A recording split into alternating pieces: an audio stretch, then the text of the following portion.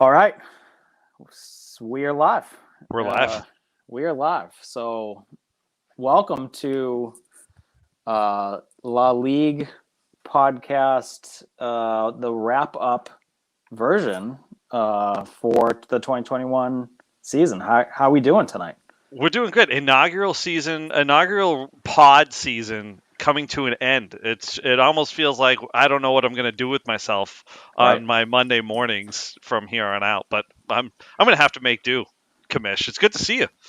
Good to see you as well. Yeah, on Sunday nights are going to get a little less busy for me. I'm going to have to find things to do. Oh, you've got plenty of football to gamble on.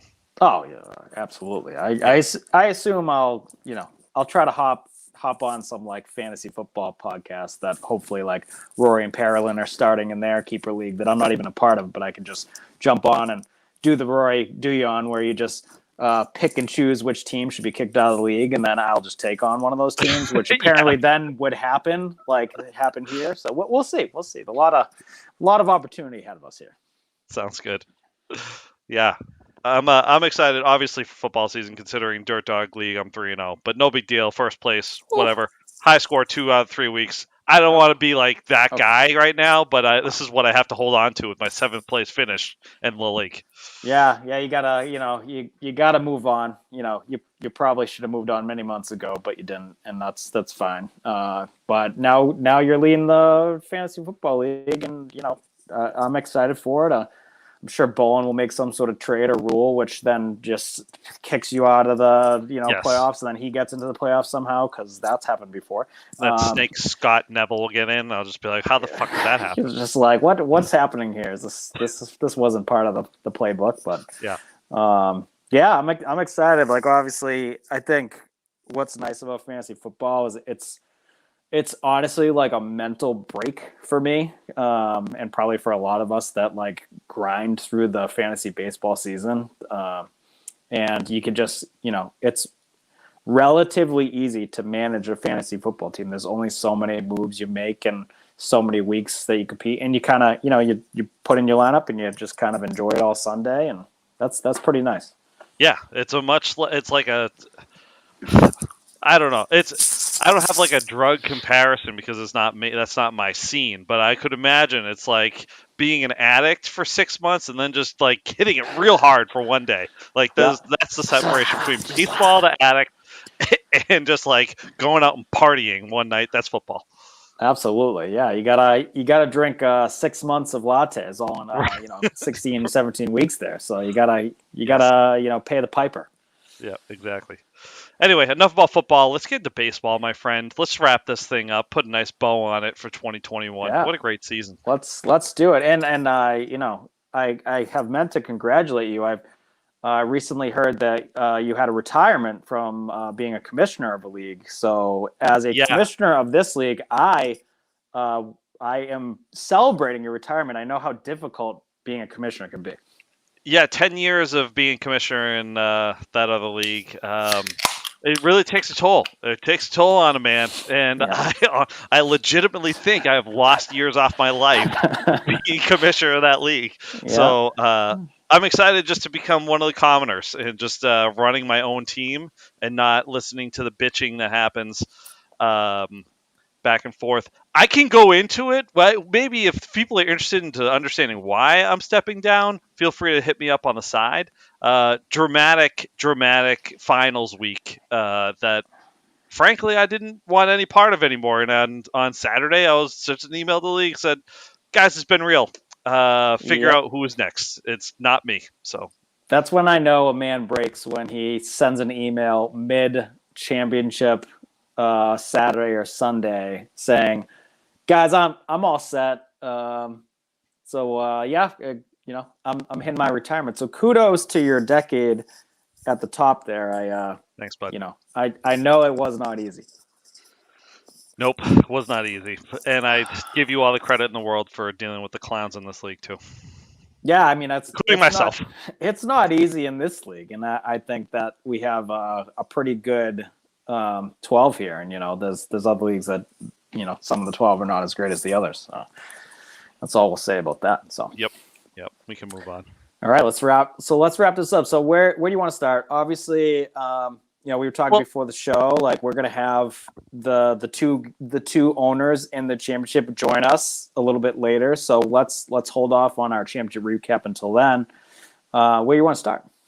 Well, it's funny. Like I was kind of looking over as the championship was kind of developing. I was looking over, oh, geez, like if Chelly only had a couple more games, or if like Demps had, if this broke the last couple of weeks, and like Carlo showed up, I think it was. If Carlo had showed up in the last week, then maybe Demps makes that 2 seed, and things kind of like shake out different.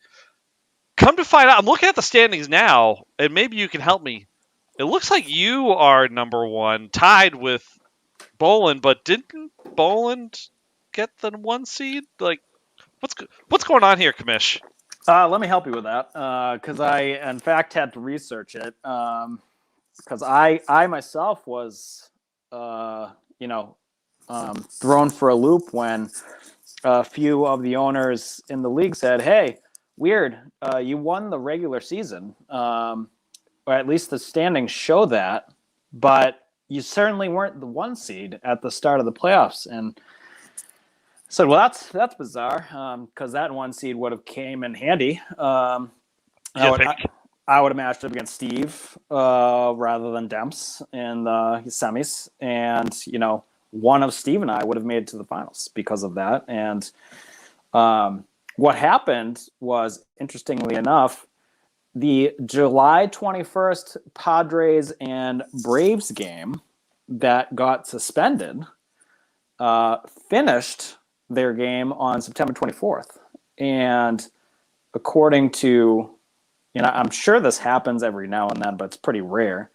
According to our rules, the stats for that game belong on or are credited to the day of the original game. The July game. Right. So I ended up getting a home run from Tatis, and there could have been more. I don't really know. I didn't review every stat within the game, but I was against Boland the week of July 21st, and it looks like to me OPS flipped because of that home run. Right. And it ended up being a 10-1-1 victory for myself. Maybe at the time it was a 2-9-1 or something along those lines. But a 2-game flip. 2-game flip, yeah. 1 category, 2-game flip, meaning that for the regular season we tied. I was up in one win in the win category, and he had 2 more ties, meaning statistically speaking or percentage-wise speaking, we had the same record. And for tiebreaker purposes, I assume with your 10-1-1 victory head-to-head, you absolutely crushed that, I would imagine. Yep, I had the tiebreaker head-to-head, so by all accounts, I was the number 1 seed. So the stats that were in July, are those like counted for the amount of time that they played, even if the game got suspended? Like, say they played 6 innings or whatever. Did you at least get those 6 innings worth of stats, and now it's the other remaining innings that get credited to you? Like, if it's an accounting thing, like, is that transaction in suspense, like just sitting there waiting to get credited to your team? As far as I know, they weren't credited at all. Wow. Until the game ended. So, pretty bizarre. That sucks.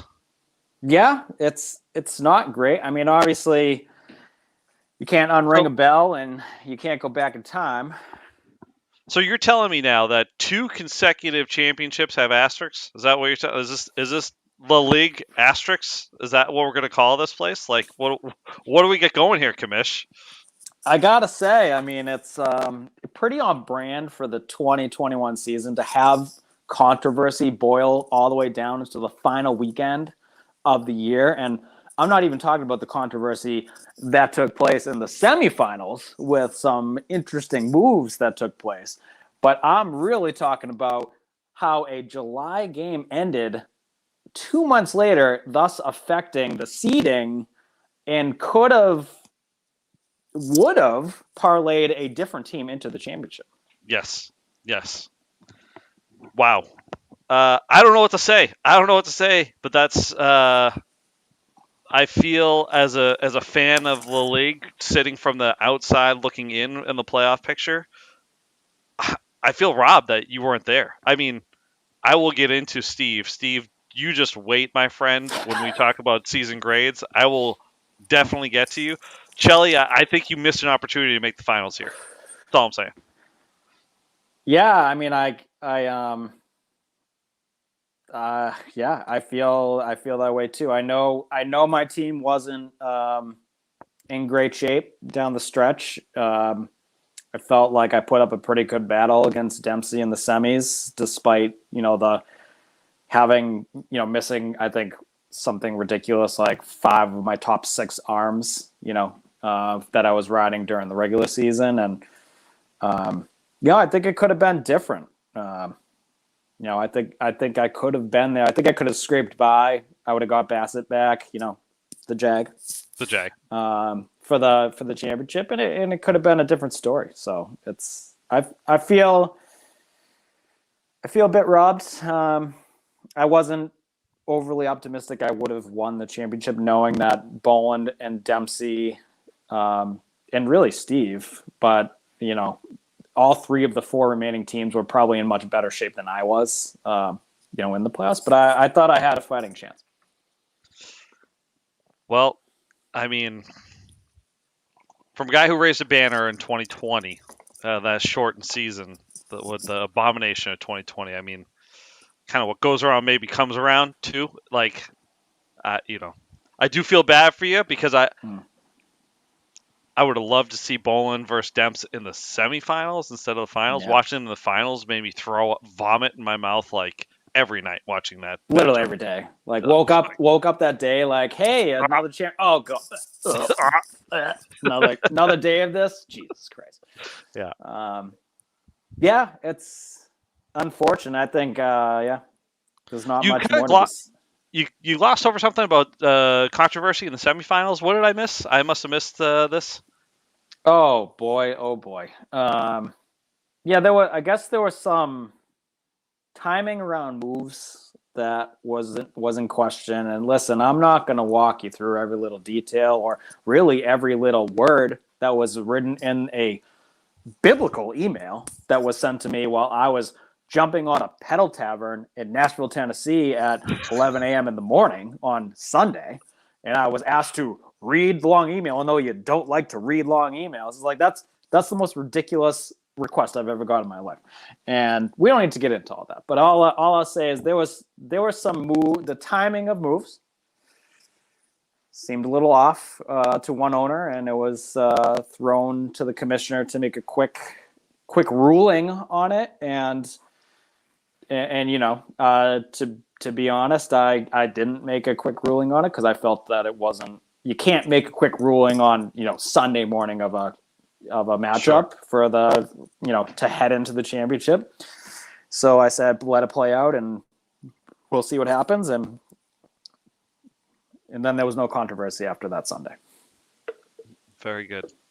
Very good. Yeah, I'll have to catch up with you on the side on what happened, the full story, the full unedited story of the semifinals. Okay.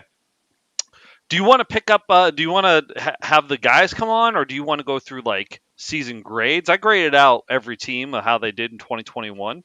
Not sure where you want to go from here. Yeah, let me. Let's see where they're at here. I think we can start with the grades because I think Boland was saying that he right around 9:00 is when he'll be available. So, and I will double check with them now. Okay. Covering fire. Covering fire. I saw Kevin Biggio coming off the IL today, and I realized how much I fucking hate Kevin Biggio. So, yeah. Yeah, even sucked at AAA. Like at this point, just get the fuck out of my face, please. He finally came on. he finally came off that IL, which I couldn't believe he was still on the IL. So Bolin said he also graded teams. He's going to follow our lead, but he's putting the baby to bed.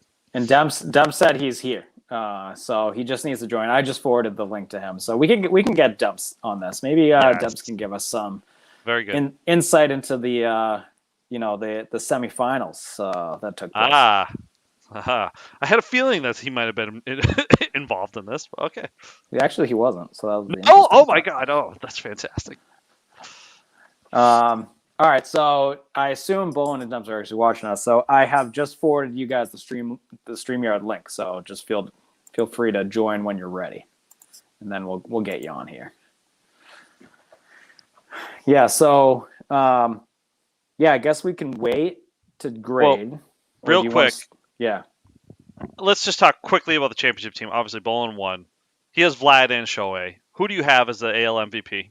Like, there seems to be debate on this. I'm not sure why, but are you a Vlad guy? No. I'm a Shohei guy. Like, he's so right. Like, no one's gonna ever do this again. You gotta be a Shohei guy. I mean, honestly, what he did on both sides of the plate is amazing, in my opinion. That he pitched as well as he pitched, and he hit as well as he hit. Even though he, didn't hit that well in the second half, like he still was very, very good, and like a top or a middle of the order bat. And obviously his pitching was insane down the stretch. Dempsey, hola. Who do you have in the Vlad Shohei for MVP discussion? It's Ohtani, and it's not close. Like, what Vlad has done is incredibly impressive in a normal year. What Ohtani's done is literally never before not seen since 1920, and it's not close. Ohtani for sure. I'm with you. If anybody's going to ever do it again, it's going to be probably him, and that's like it. With the specialization of the players, and there's no way you're going to have a two-way player like this again. I mean, you may have a two-way player, like theoretically possible, but to put up this type of a season, and I do look at, like, when I think about MVPs, it's the person who added the most value to their team. Like, he has buoyed a otherwise completely meaningless Angels team, and literally without Ohtani, the Angels might be the worst team in the league. Like, with Trout being out, obviously, there's just not much there. So I think it's Ohtani, and I think it's Ohtani going away.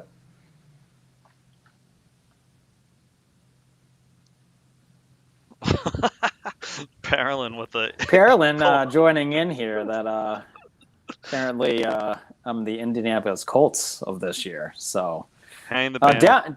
Dump. So we kind of got into the interesting stat. It's not really correction. Stat credit. What were your thoughts on that?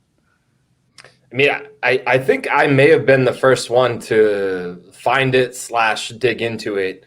And I only saw it because I was kind of recapping my own year, and I was just staring at the standings, be like, why do they have the same average? And I was listening to what you guys said a few minutes ago, so I think you hit the nail on the head.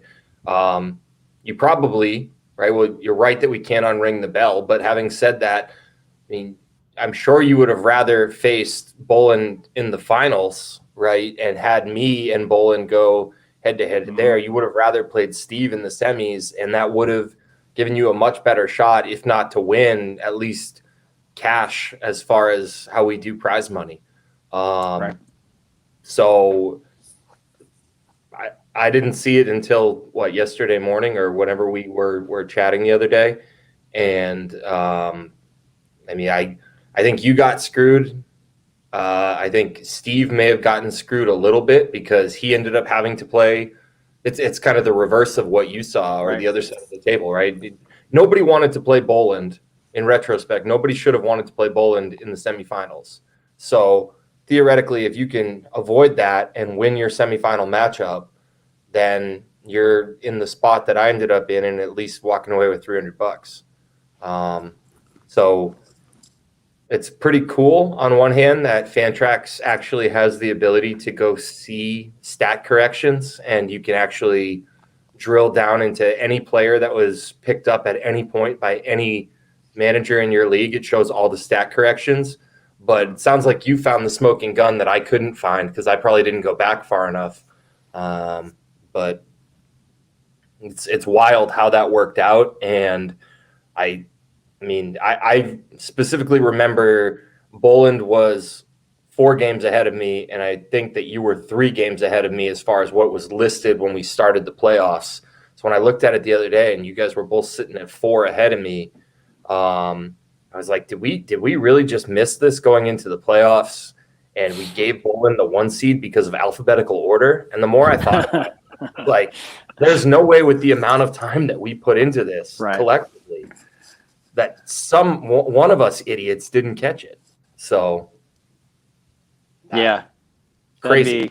That'd be quite the oversight, especially like on my part if I was tied with him. So knowing that I had the tiebreaker with him already, that would have been like an all-time just gag on my part. But that's the thing, Dave, is that I know you were watching it, but I was also watching it too to try and figure out who I would be lined up with. And I actually sat back through the Labor Day podcast that was done the Monday after the regular season closed, listening to you, Schwab, and Baker being about 45 seconds behind everyone else with a freaking lag. So listening to that for a second time was torture. Oh, so good. I'm like trying to look in. Sometimes we'll like flash up the actual screen and be able to see like a point in time snapshot. I'm trying to look into the reflection of Schwab's glasses 2 hours in, trying to see if I can make it out. So it sounds like you came up with a more accurate result, or at least reasoning why. But I think it's safe to say that we did not all miss that. Something happened. Yeah, definitely. Yeah, I took the lazy man's route and I just emailed support and I was like, hey, something pretty drastic happened. I'm trying to figure out how it happened. And the response back like was immediate. Yeah, and it was just like, must have been the July 21st game. So like obviously it's affected a lot of leagues. So I'm sure that they were getting a lot of like, hey, standings have changed, playoffs are about done. What's going on? And I don't know, like I can't really remember a time when a postponed game has been completed so late. Like this was 2 months between 2+ months between when the game started versus when the game ended. And I don't think it's wrong to credit it the way they credited it, but it's just bizarre that it took that long to make up. Unforeseen ramifications for our league that I all I can say is I owe you a couple beers next time I see you, because theoretically speaking, right? I played Boland in the semifinals. Again, we'll never know because matchups are team specific, and with the ad drops you make, how you go about your putting together your team for that specific week, it's all different, right? But having said that, I think Boland would have beaten me just looking at the numbers. I think I ended up carrying, as was, like 4.5 categories versus his 6.5. And then, it would have been up between you and Steve to end up in second, but just bizarre. Yeah. I agree with your sentiment too, that like Steve kind of gets screwed here because I think I was by far the 4th kind of best team out of the 4 because of the injuries at the end of the season for me. So, he's got to feel pretty good about going into that week if he's up against me. I would have a fighting chance. I think I had enough talent to compete, but he's got to feel much better than going against Boland, who is just, like screaming talent from, head to toe. And all of his pitching that he acquired as well was very helpful to him down the stretch. So that was, that really worked out for him. I guess I would just wrap that point up by saying sometimes fantasy baseball you got to have your guys get hot at the right time. But if you have consistent elite production that maintains throughout the playoffs, the more of that you have, the better off you are. And just starting any matchup with two-way Ohtani, Vlad, and then Trey Turner basically taking steals by himself. Yeah. Like, good luck to the rest of us. God help us. That's crazy. So I remember, midway through the year, Steve and I were talking. We were saying, not a lot of number one seeds have won the championship, and Bolin freaked out. He was like, I won it as a number one seed. I'm guessing he didn't win it as a number one seed, looking at the standings now. I'm not quite sure how we rule on this one. I think I've been pretty outspoken on the idea that any way you look at it, the regular season as opposed to the playoff result, the regular season is a point in time snapshot that we actually do know based off what happened in the regular season that you guys ended up with the same record. But my take on it is that you had one more win as opposed to his two ties making up that difference. And then if you look at your head-to-head record, you took that as well. So I don't really see an argument for you not to be the regular season winner. But that, unlike the playoffs, unfortunately, that can't be unpacked, right? Or you can't unring that bell. Austin, what do you think? My opinion. Yeah, I mean, if you want to take the regular season championship trophy, like go crazy. I mean, it sucks the way it went down. I would have loved to have, if there was a way for Fantrax to credit your team with what the stats you've accumulated thus far, and then if it was like the rest of the game gets back like dated to you, then that would have been another way to go instead of just giving you no stats for the entire week. It's super, like you mentioned, the timing of it being like September 24th, like so late in the season, is super irregular that I can't imagine we'll ever run into this again. So I think it's just unfortunate for you. I think I hadn't thought of it the way about Steve, like running into a buzzsaw instead of running into what would have been a more favorable matchup for him in facing you, looking at your pitching staff in particular. And not just for injuries, but like Freddie Peralta having basically an innings limit. So there's another guy who you can just pretty much cross off the list. Yeah, Bassett coming back from being lined in the face. He's only pitching like 3 innings, in his first start back. Dent, Chris Bassett. Right. Yeah, right. So yeah, I mean it's obviously an interesting topic because we've had some controversy. We had the trade that we had to kind of revisit. We've had an owner leave. We've had another owner come in. We've had, I think we've had some good discussions as it relates to like what we should do moving forward for if the tiebreaker in the playoffs should be top seed versus head to head. That's, I think, something for me. That's something that we will vote on in the offseason just because we haven't voted on that for 6 or 7 years. It feels topical to revisit that. I don't know where you guys stand on that one. I know Bowen feels pretty strongly that it should be top seed, and I feel pretty strongly that it actually should be head to head. What do you guys think on that one quickly? I'm a head to head guy. As long as it's balanced, the schedule is balanced correctly. I honestly don't really have a strong opinion one way or another, right? I think you can determine it either way, so long as whatever we establish at the beginning of the season is clear, right? I don't really have a strong opinion. I'm fine either way. Cool. Yeah, well, I think we'll vote on it. Well, I'll remind everyone that we have a pretty strong rule put in place where we need 9 votes to make a change. It's not like, majority 7-5 or whatever. It's really like we really want essentially more than 2/3 of the league to feel strongly about whatever we do change. I want to avoid changing as much as possible, but this one feels like at least something to revisit every now and then in case past us had different feelings on, mature us might have different feelings now. I don't know how many of us are mature, but I guess Bowen has been credited for being mature until Baker called him out and said it won't last. He sent me a very nice email after our matchup. All right. Very nice email. Gentlemen. Excellent. And then he spit on it as he sent it. That's fantastic.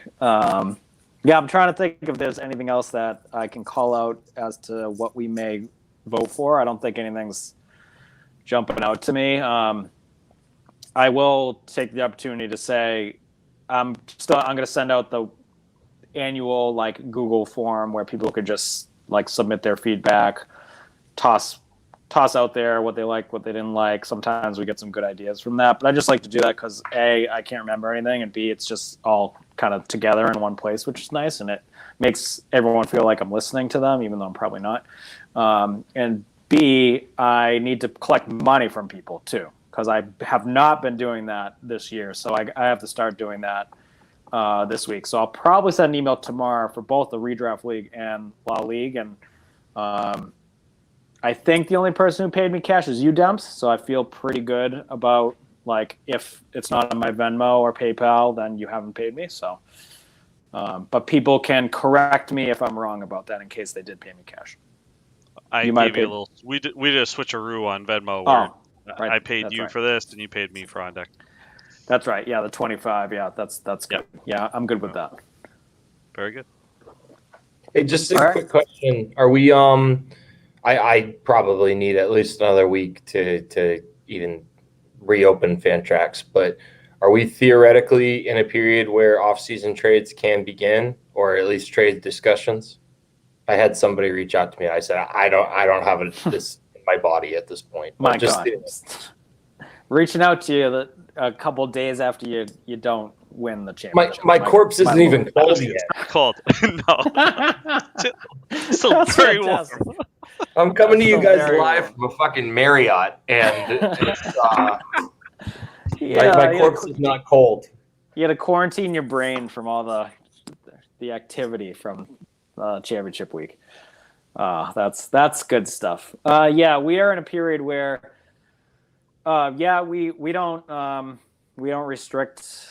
It's off season. We don't restrict trades. I would say once the championship game is over, that ads should no longer happen. Right. People shouldn't be adding people, any time after the championship. I don't know if that's a rule necessarily. I think it's just, maybe it should be. I don't know, but I feel like that's just basic decency, right? And understanding that, hey, you had your opportunity with it. I saw a couple people.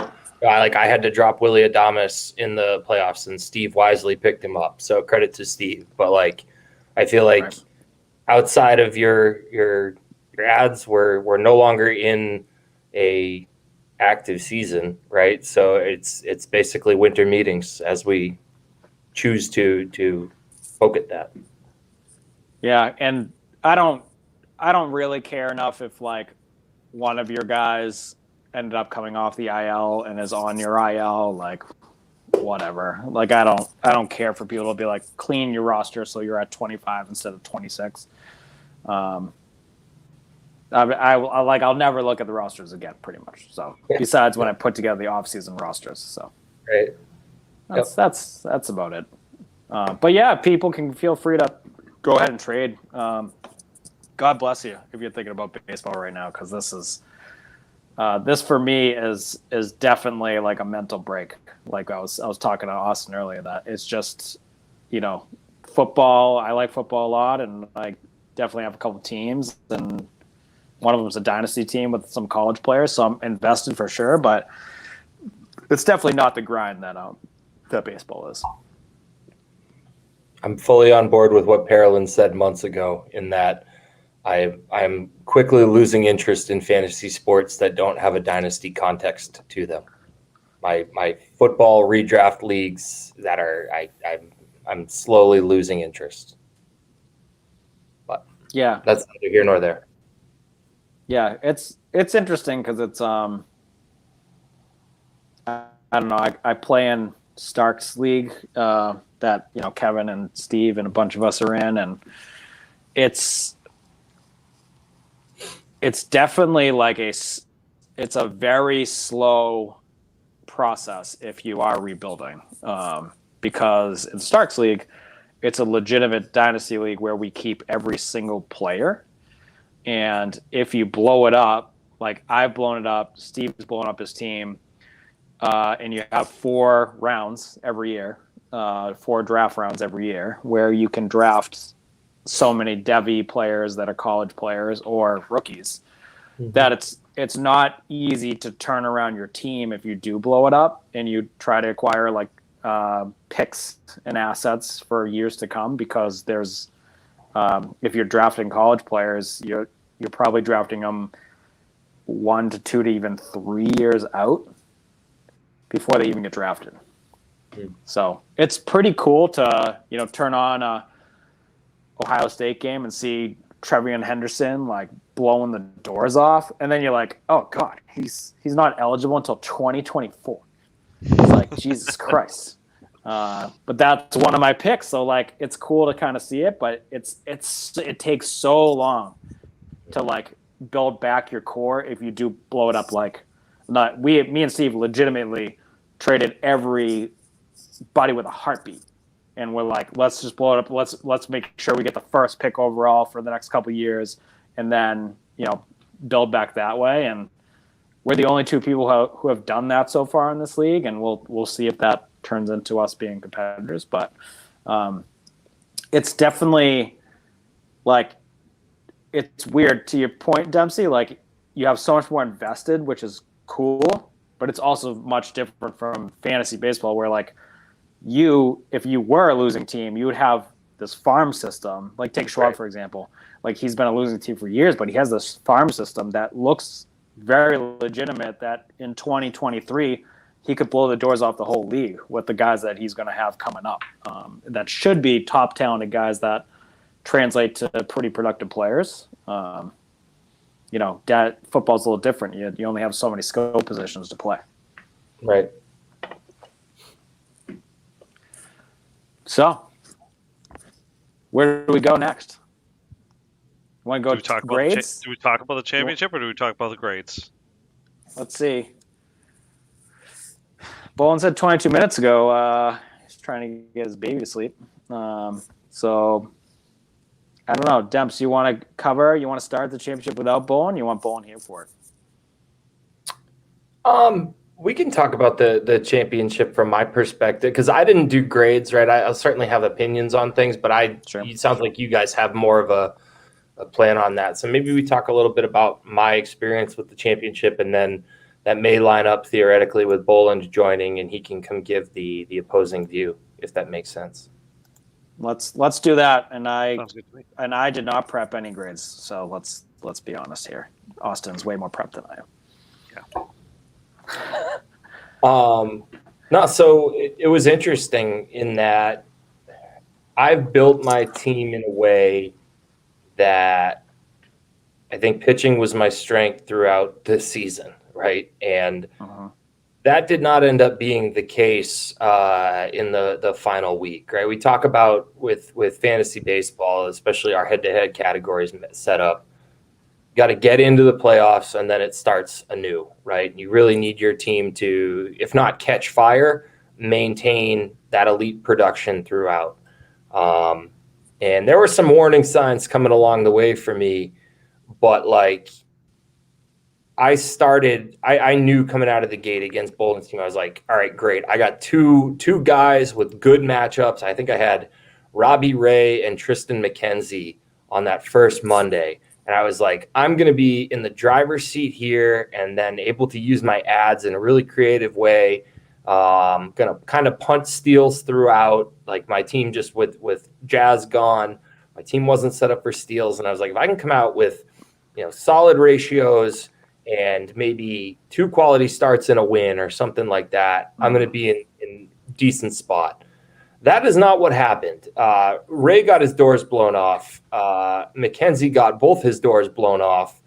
And on Monday, I was just looking at this thing being like, fuck, I have to rethink this whole strategy around the idea that a team that I thought would have a really good shot at taking ratios, I'm going to be working my way out of a ditch to try and compete on either ERA or WHIP, because I don't remember the numbers off the top of my head, but neither of them made it 4 innings. Neither of them had an ERA in that game under, I think, 9, something like that. They were putting up some ugly numbers. And I was like, if he has some blow-ups, maybe I can get back in this thing. But it was not good. It was really, really ugly. And that kind of forced my hand to, kind of go full hard pivot, right? Say, all right, I know I'm not going to, I have a really good idea that I'm not going to win either ratios category. So I'm going to have to win it with my hitting. I'm going to see if I can, luck into some steals and lean into some steals, which have been really hard to come by this year. Unless you have like a Trey Turner, but I do not. And I'm going to try and win strikeouts. And if I can pull this thing off 6-5-1, that's going to be my best option.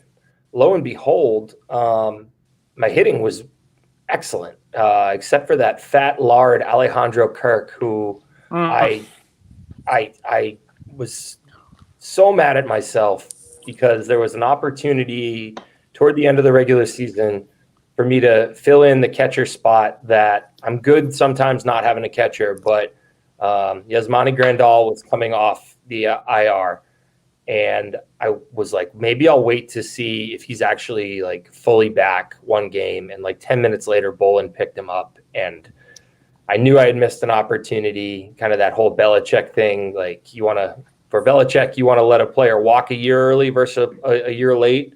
For Grandal, I waited too long as opposed to just making the move. And I kind of tried to convince myself Alejandro Kirk would be he had a pretty hot August and was trending okay coming into September. I think he had 1 hit for me the entire playoffs, and other than that, like, didn't get on base. So that was pretty terrible. But other than him, my bats were super hot, and coming into Sunday morning, I was actually up 6-5-1 to Bolin. I'll pause here in a second, but I knew that 6-5-1, I was going to need some serious puck luck because Bolin had arranged his schedule very, very cleverly, or very well, to have 4 starting pitchers lined up. So I knew that even if I was 6-5-1 Sunday morning, I was probably sitting at like a 8% chance, 5% chance to actually pull it off, knowing that he had the tiebreaker. But I'll pause there for a minute. Yeah, Tristan McKenzie and Robbie Ray. After that day, after Monday, your ERA was 9.9 with a 2 WHIP. So like you're like, okay, dig out of a hole immediately. That's a tough situation to be in.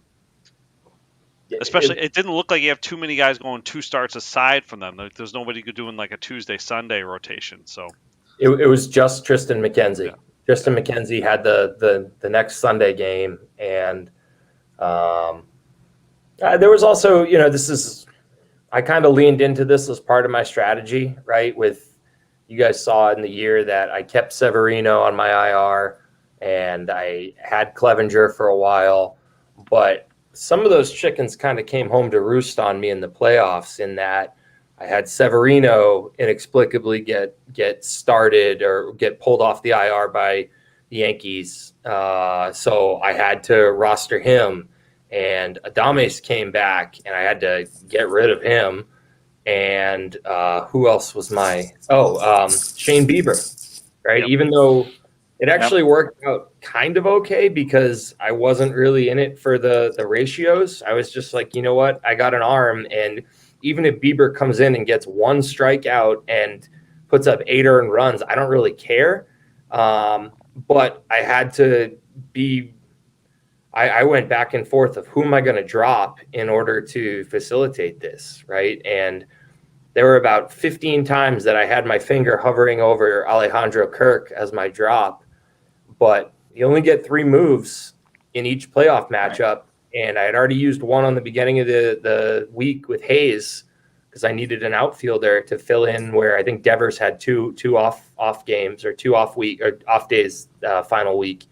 So I'd used one, and my theory was, well, what's my replacement value? If I do drop Kirk, even though he's a fat piece of shit that can't hit, who am I going to pick up? Like, do I get excited about Jorge Alfaro? Do I get excited about Mike Zunino, who may start 3 games of the week?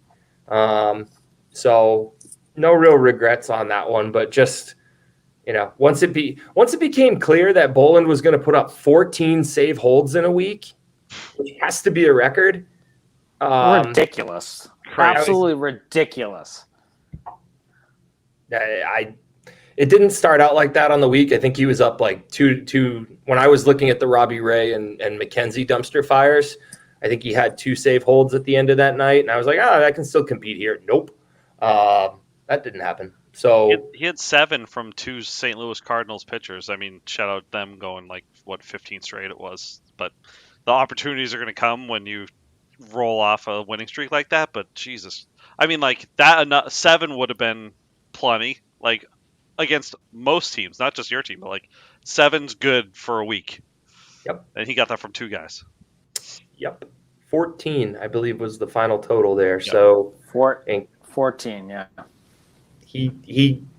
His strategy worked out, right? He picked the right arms to ride, and credit to him. But it just, if nothing else, it made my path to relevance pretty known going into Saturday. And unfortunately, with just 1 ad left, I think I was ahead by, again, he had four starting pitchers. I think I was up 18 Ks on his guys with McKenzie going again, but he had 4 guys, and I would also need, I think I was 1 up on quality starts, so I knew I would still need to battle him there, and I was down a steal or 2, maybe 2. And I just didn't have enough ads to you can only fill so many spots. So I was like, you know what? I'm going to roll with Senzatella, see if he can get me a quality start. He did. Didn't end up being enough. Marco Gonzalez, who he picked up at the end of your matchup, Dave, Steve. He ended up the Sunday night after he had beat Steve. He still had a move left, and he picked up Gonzalez, and he had 2 great starts for him. So kudos. Kudos, of course. Deserves a drink. Rum and Coke from the Marriott bar. Even on a Tuesday night? All the days are the same now. The beer selection in Washington, D.C. is abysmal. I fucking hate the beer scene around here. The DMV area has terrible beer. Unlike Nashville, Tennessee, who had Busch Light bottles on tap at the bar. So good. That's all me and Beach drank all weekend last weekend. It was incredible. Nice. So, all right. Well, we got the champ in the waiting room here, but I'm trying to delay this as long as possible because we know what's coming. So, do I have any more questions for Dempsey? I don't know. Do you feel like? I think this is probably the question or the scenario that we kind of painted, if you will, for much of the season, which is, you've been conservative with your prospects for a long time. This year, you made some moves with those prospects. Do you, I know you lost, but do you feel like you left anything on the table, or do you feel like you made the moves you need to make to try to win this year? Yeah. On 2 levels, the answer is going to be I have no regrets on that. The first is that I think I had said on one of the last pods there was a final deal that I was trying to get done that was going to be like a super utility guy that I thought my team could benefit from, before the trade deadline. And I went and looked at his stats, and he did not have a good week. So no regrets there. I felt like the pick that was wanted in exchange for that player was a bit too high, but in retrospect, I was like, maybe I should have made the move. Went back and looked; it wouldn't have affected the matchup. So no, I feel fine on that.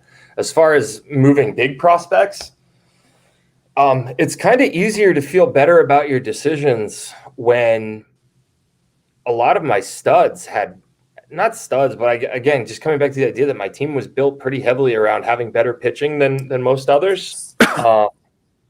Ray had a bad start.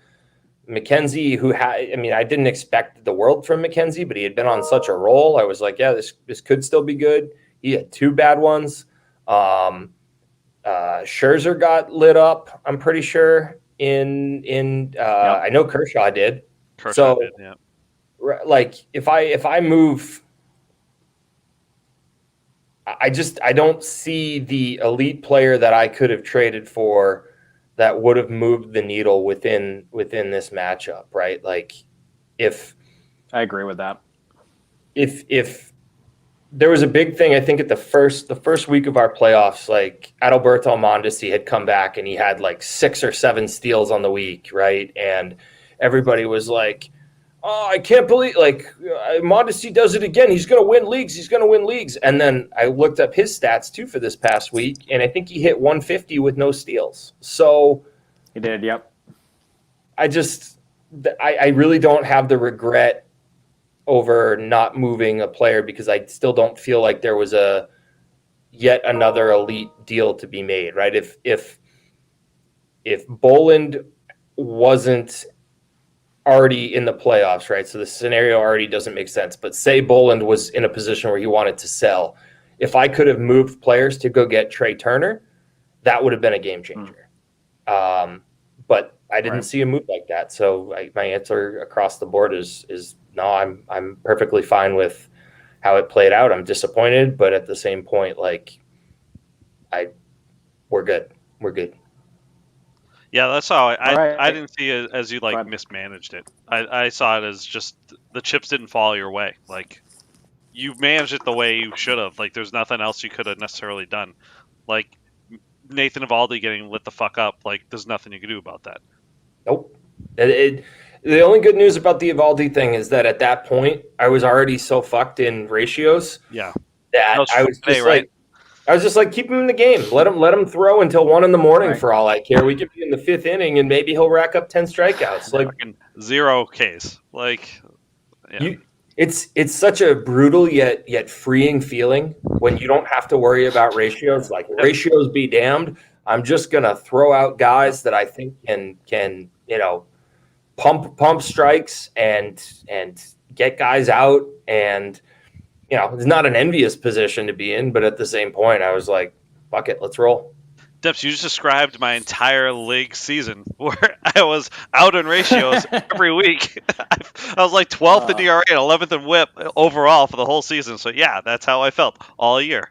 I was like, all right, how fucked am I going to be by Austin Gomber this week or whoever, the Herman Marquez in the beginning of the season? Like, there were so many of these guys who just like Monday, Tuesday just like ruined my week. And I was like, well, at least I can throw at any shit bomb now and just get case and wins. I wonder if I can start 11 Darwins and Hernandezes. That would be just pumping 102 with no clue where it's going, right over the fucking plate. Yeah. Well, I'm with you because I like being Gombert. I was getting Hendricks for the last month of the season, and I had no shot at ratios either the last month of the season. I don't think I won a game for the last month, to be honest, or won a week, I should say. So, all right, final question. We have a question from the listeners, actually, and then we'll let the champ in here. So John Parolin asks, if you could have one thing back from draft day to today, what would it be? It's a witty Parolin is feeding this because he read my Twitter feed the other day, and I went into painful detail over what I wish had not happened, and we talked about if only there was a Trey Turner out there that was maybe a potential 30-30 guy.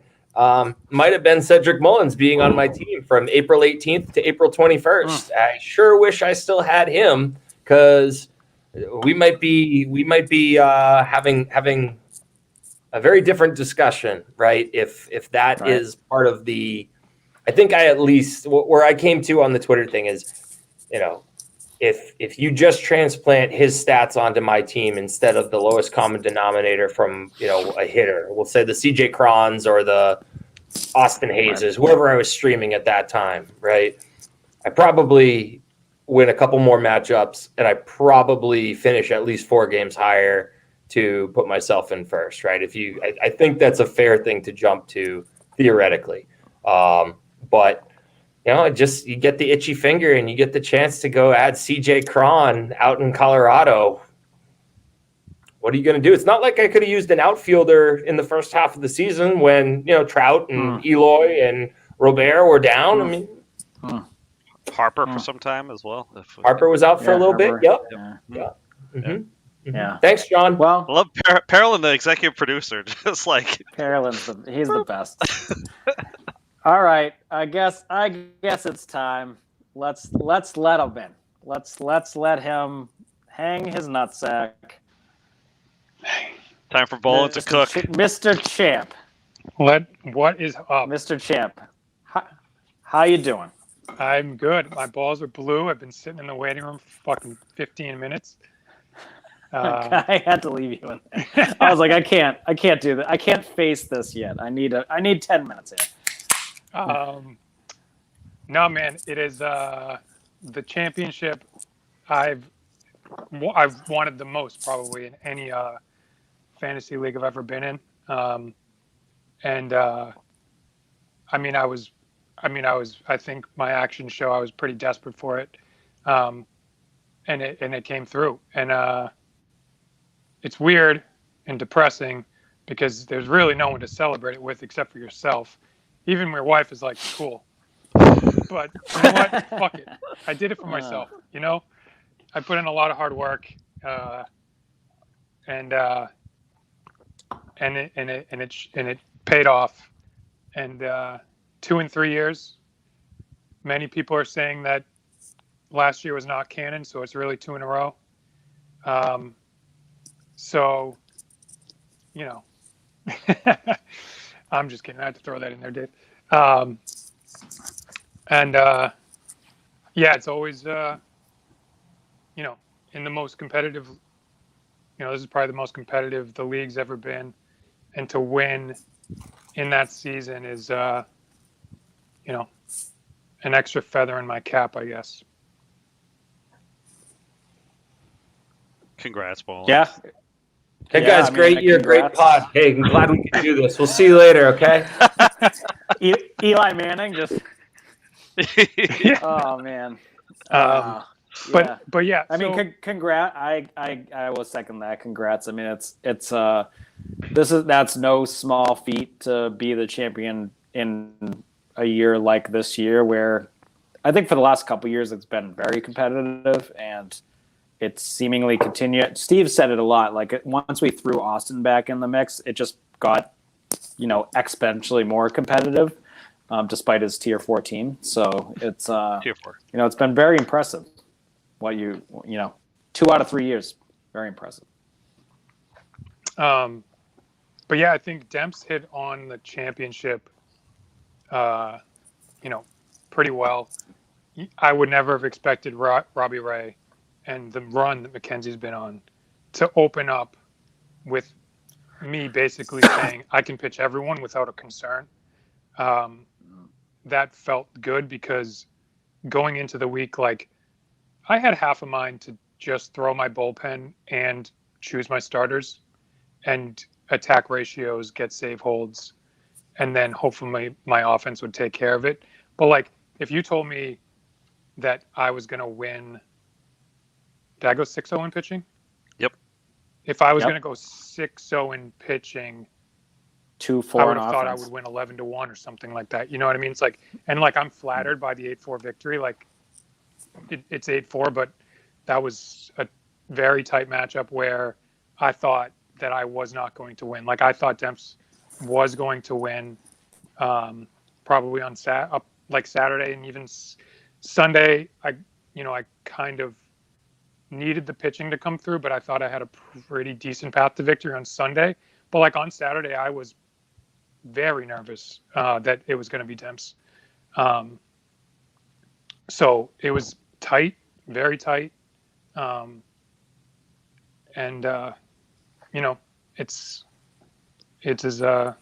was a good feeling to, I was nervous. Literally, I was like, Devers got a fucking steal.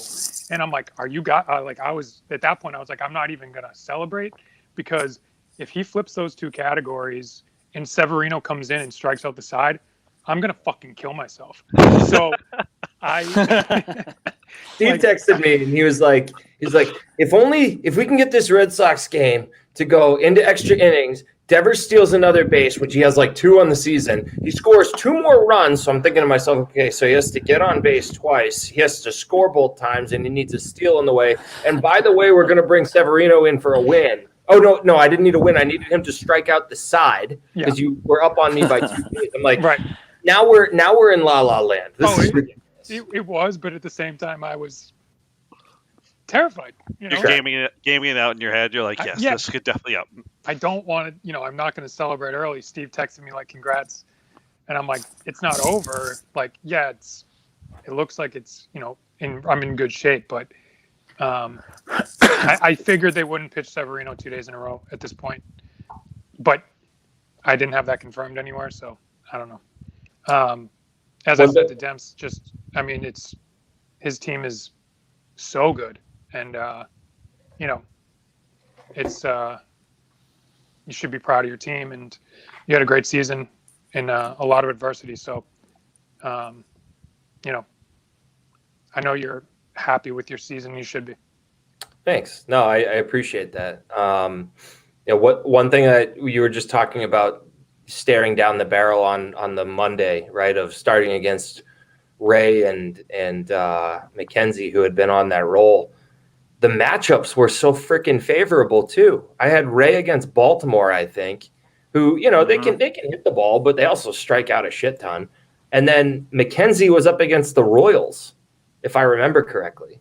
And yeah, I think I didn't watch either game, but I checked at 9 o'clock at night. I was like, I wonder how they're doing. I wonder if either one's gotten a quality start. Yeah. Nope. God, what a gut punch! Robbie Ray was at Tampa on the 20th. Oh, okay. That's so right. his second game was probably against the Royals. His second game was at Minnesota. Okay. Oh, okay. It's really Which was a good start. McKenzie that was the tough one, because he gave up the 7 earned.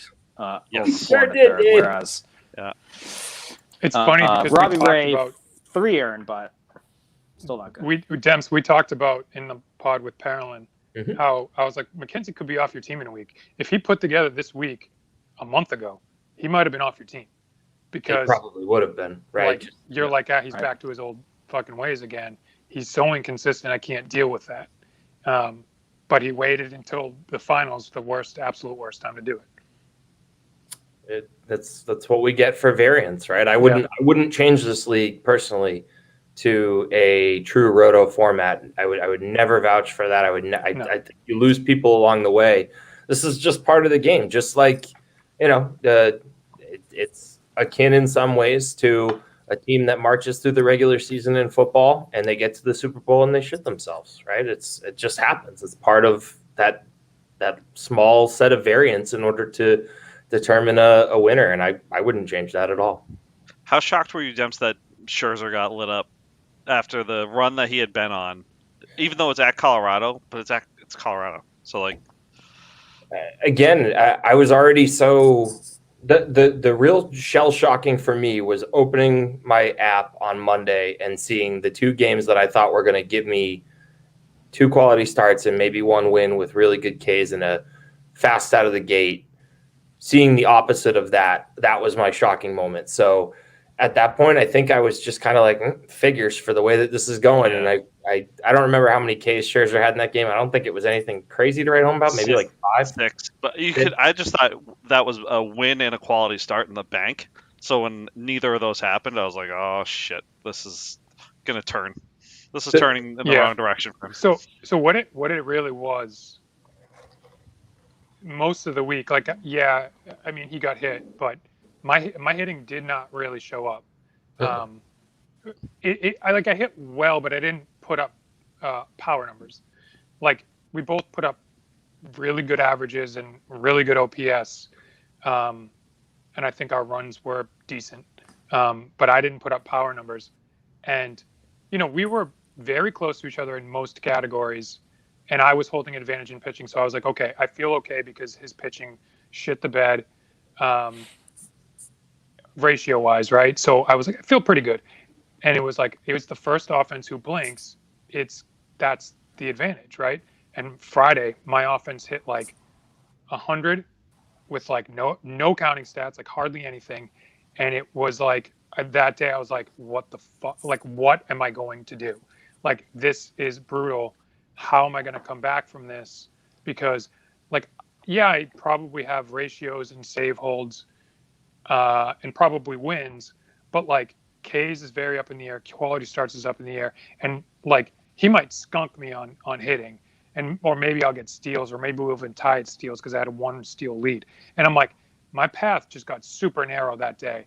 Yeah, you're right. Three runs, 1 RBI, 176 average, 506 OPS for that day. It was like that at that point. I think 6 of the categories became pretty clear about who was going to take those 6 categories, and the other ones were up in the air. And I think we both knew that we were kind of playing for those categories. And like, Dave was like texting on Sunday, like, "Oh, you guys want to come on?" And I think a Sunday pod would have sucked because I think both of us coming off of it it is too much. Like the emotional journey of the whole week is ridiculous. The number of times I looked at my phone is unhealthy, but I just fucking lived on my phone, like constantly looking, even though no games are happening. It's so stupid. Anyway, I was like, do you really like Ohtani on Thursday, Friday, Saturday, walked 11 times. He scored 1 run. How is that possible? The Angels suck. Yeah. But then they scored like 15 runs on Saturday. He had 2 triples in the same inning. Yeah. And Brandon Lau had 4. He went 4 for 5 with 2 doubles. Sorry, 4 for 5 with 3 doubles, I think. So he's on second base in scoring position. He scored 0 runs, and I'm like, he had 2 RBIs, but I don't need the RBIs. Like how? Like he's the leadoff hitter, and he doesn't have any runs. Like I won runs by 2, but like this is what I'm looking at. I'm like, are you kidding me? That won it by 1 at the end, because Devers scored, But anyway, so it's like, it was tight. It was an incredibly tight matchup. I think I won 8-4, but like, it was knife edge stuff for much of the week. So. You talk about the knife edge stuff, right? And it's so funny when you put yourself in this little crucible of you only have 3 moves, right? And you got a day left, right? And I was talking earlier, do I go after steals? Do I try? I knew I needed steals, Ks, quality starts, right? And I was like, well, I'm going to lean into the one that could potentially help me tilt it on 2 categories, and trying to pick up a guy for steals unless somebody's on a wicked roll. It's shooting. Yeah, steals is the worst. I picked up Nicky Lopez and I played him because he got good hits. I benched him the 1 fucking steal he got. So, that's the nature of it, right? Yeah. But then, like, I one thing that I felt good about afterward, even knowing I lost and knowing I had, same as you, been putting myself in this pressure cooker, staring at my phone. Who am I going to add? Who am I going to add? I felt better that the guy I picked up, Antonio Senzatella, he actually did get the quality start that I was looking for amongst, at a certain point, you're like, what am I doing? I'm looking at Antonio Senzatella, Jake Woodford. I don't even remember who else was pitching on Sunday, but I'm going through my head being like, can any of these guys go 4 innings? Right. And I ended up on Senzatella, even in a bad matchup against the but you didn't have to worry about ratios, right? I didn't have to worry about ratios, but I was like, where am I going to find a quality start here? There has to be one maybe on the board. And I think of the eligible players, he was the only one that got it on Sunday. So I gave myself, a very small victory lap for that run he's been on has been crazy. Mm-hmm. Like no one trusted it because it's like. Well, he got shelled the game before. Did he? Okay. Yeah. Because he had been on a really good run against the Braves. I think last week. Because I was looking at him a bit. And I was like, I'm never going to pick this guy up. Well, you picked up Jose Suarez, who I was between Suarez on Friday or waiting for Lester. And neither was a good option. I mean, it's the end of the year. Pitching's already thin in this league, right? So you're just trying to ride a hot hand. I ended up going with Lester, who was going after win number 200 back at Chicago. I was like, this feels like a potential story. I'm going to roll with that. And then like 5 minutes later, you grab Suarez, who I think only had 1K, but whatever. He did pretty decently the previous week against Steve, so I went back to that well. Didn't work out, but didn't really need it. I guess it was more of like, I mean, I think it's actually fitting. Demps like in that pod.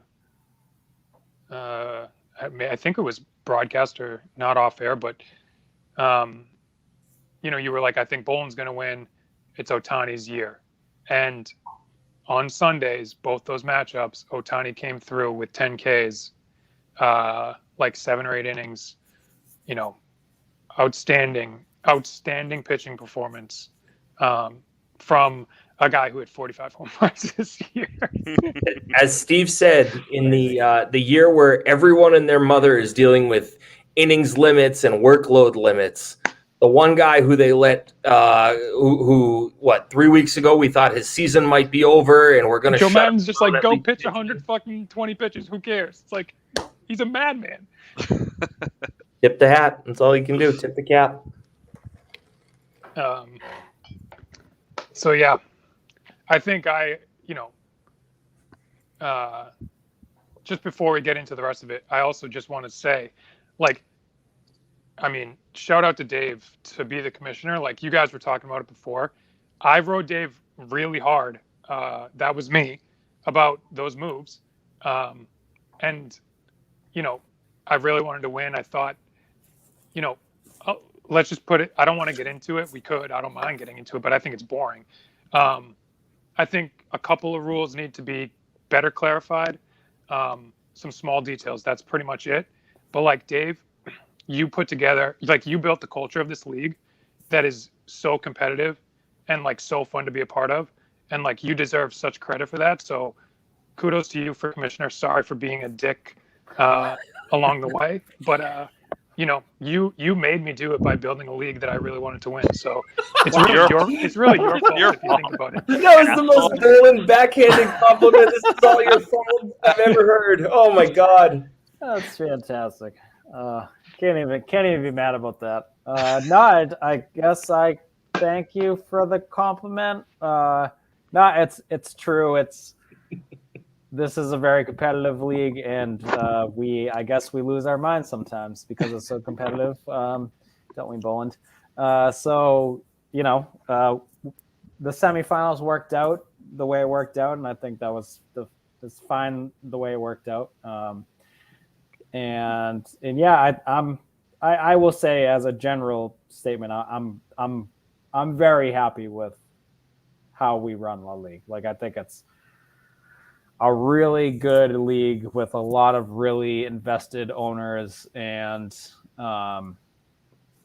it's a bitch to compete in this league. It really is. It's you gotta, Dempsey is connected with the prospect guys, and Austin brings an extra level competition, and that Boland, you already have a core that's crazy good, and Steve's team had a down year and was still in the playoffs, and Schwab's team is going to be incredible for the next decade. We have so many examples of just guys who've been kind of executing their plans in different ways, and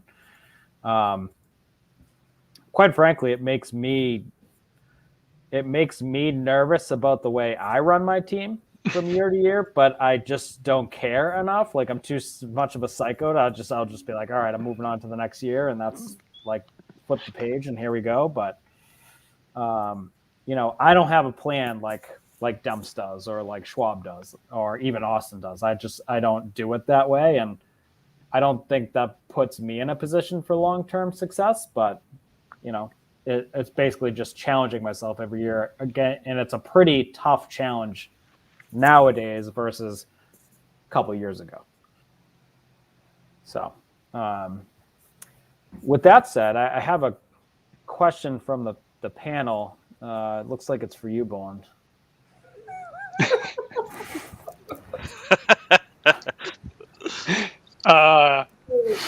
I think it is not tainted in the slightest. As Demps noted, it's impossible to know, but I think I probably would have won the semifinal match.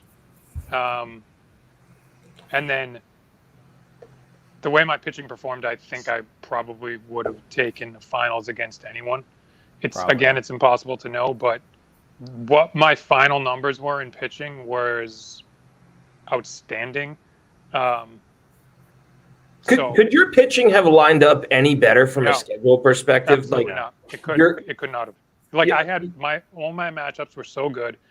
I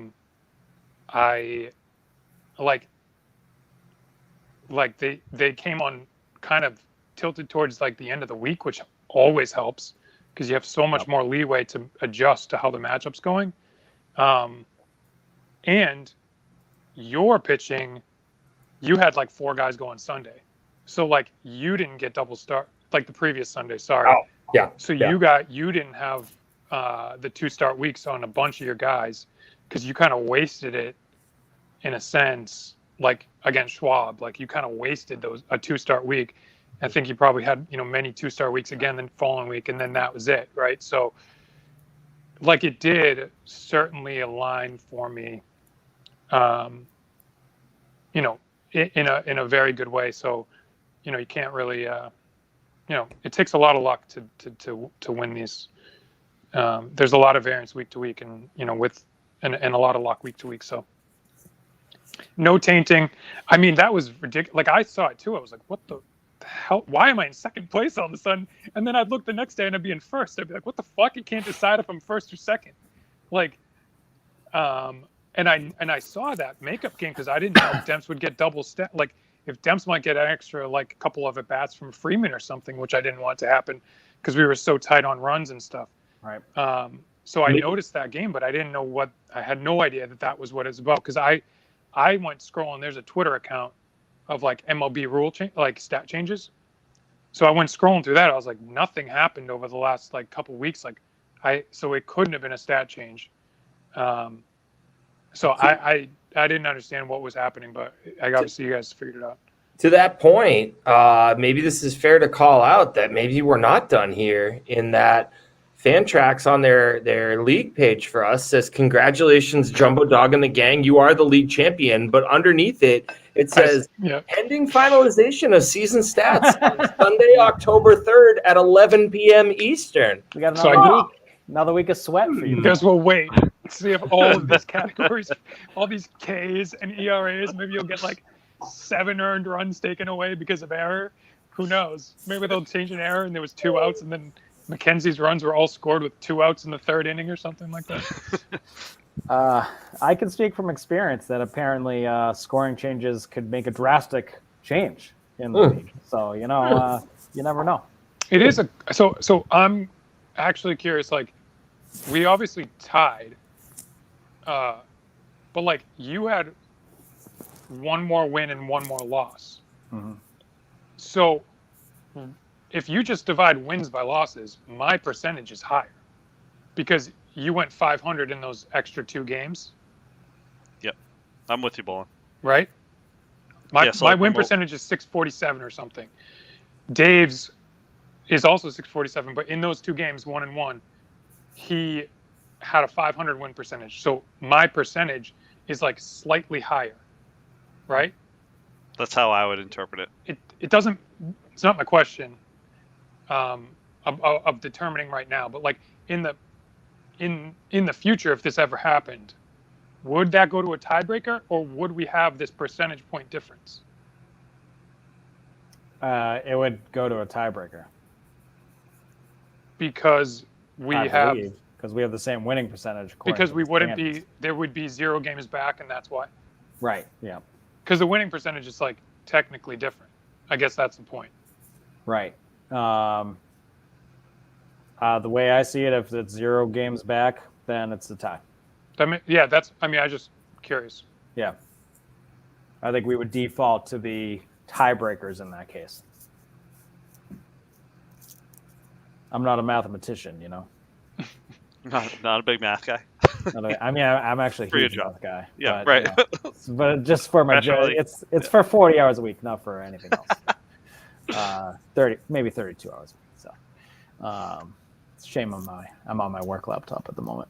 All right. So, any other thoughts on championship before we start talking about team by team grades? And I think you want to look into, like future outlooks as well, Austin. Yeah, I mean, a lot of the grades, I'm just kind of also like kind of a little bit projecting to like what they did in 2021. If they were not a competitive like playoff team, did they set themselves up decently for 2022? All right. I could talk about myself for another. No, that's fine. Let's not do that. Yeah, okay. All right. I will say, and I know that, had the matchups worked out and I made the championship, you certainly would have beat me in the pitching categories. I will say one thing. Juan Soto himself might have won me the championship. Yeah. Juan Soto's. He's been on absolute fire for the last month. What is he batting? 545? Like since the All-Star break, since the Home Run Derby, I looked at the splits. I was just like, holy shit. It's crazy. And I'm just sitting here going, man, I wish I made the championship. Like what? Maybe he alone could have like willed me. Because you had the tiebreaker. So like even if I won 6-0, you might have still got me. I don't disagree. Yeah, that's the one thing I've been thinking all week is like, I keep seeing Eric Cross because he's a big Soto guy just tweet out the Juan Soto stats. I'm like, it keeps getting better. But would you have beaten Steve? Do you think? Or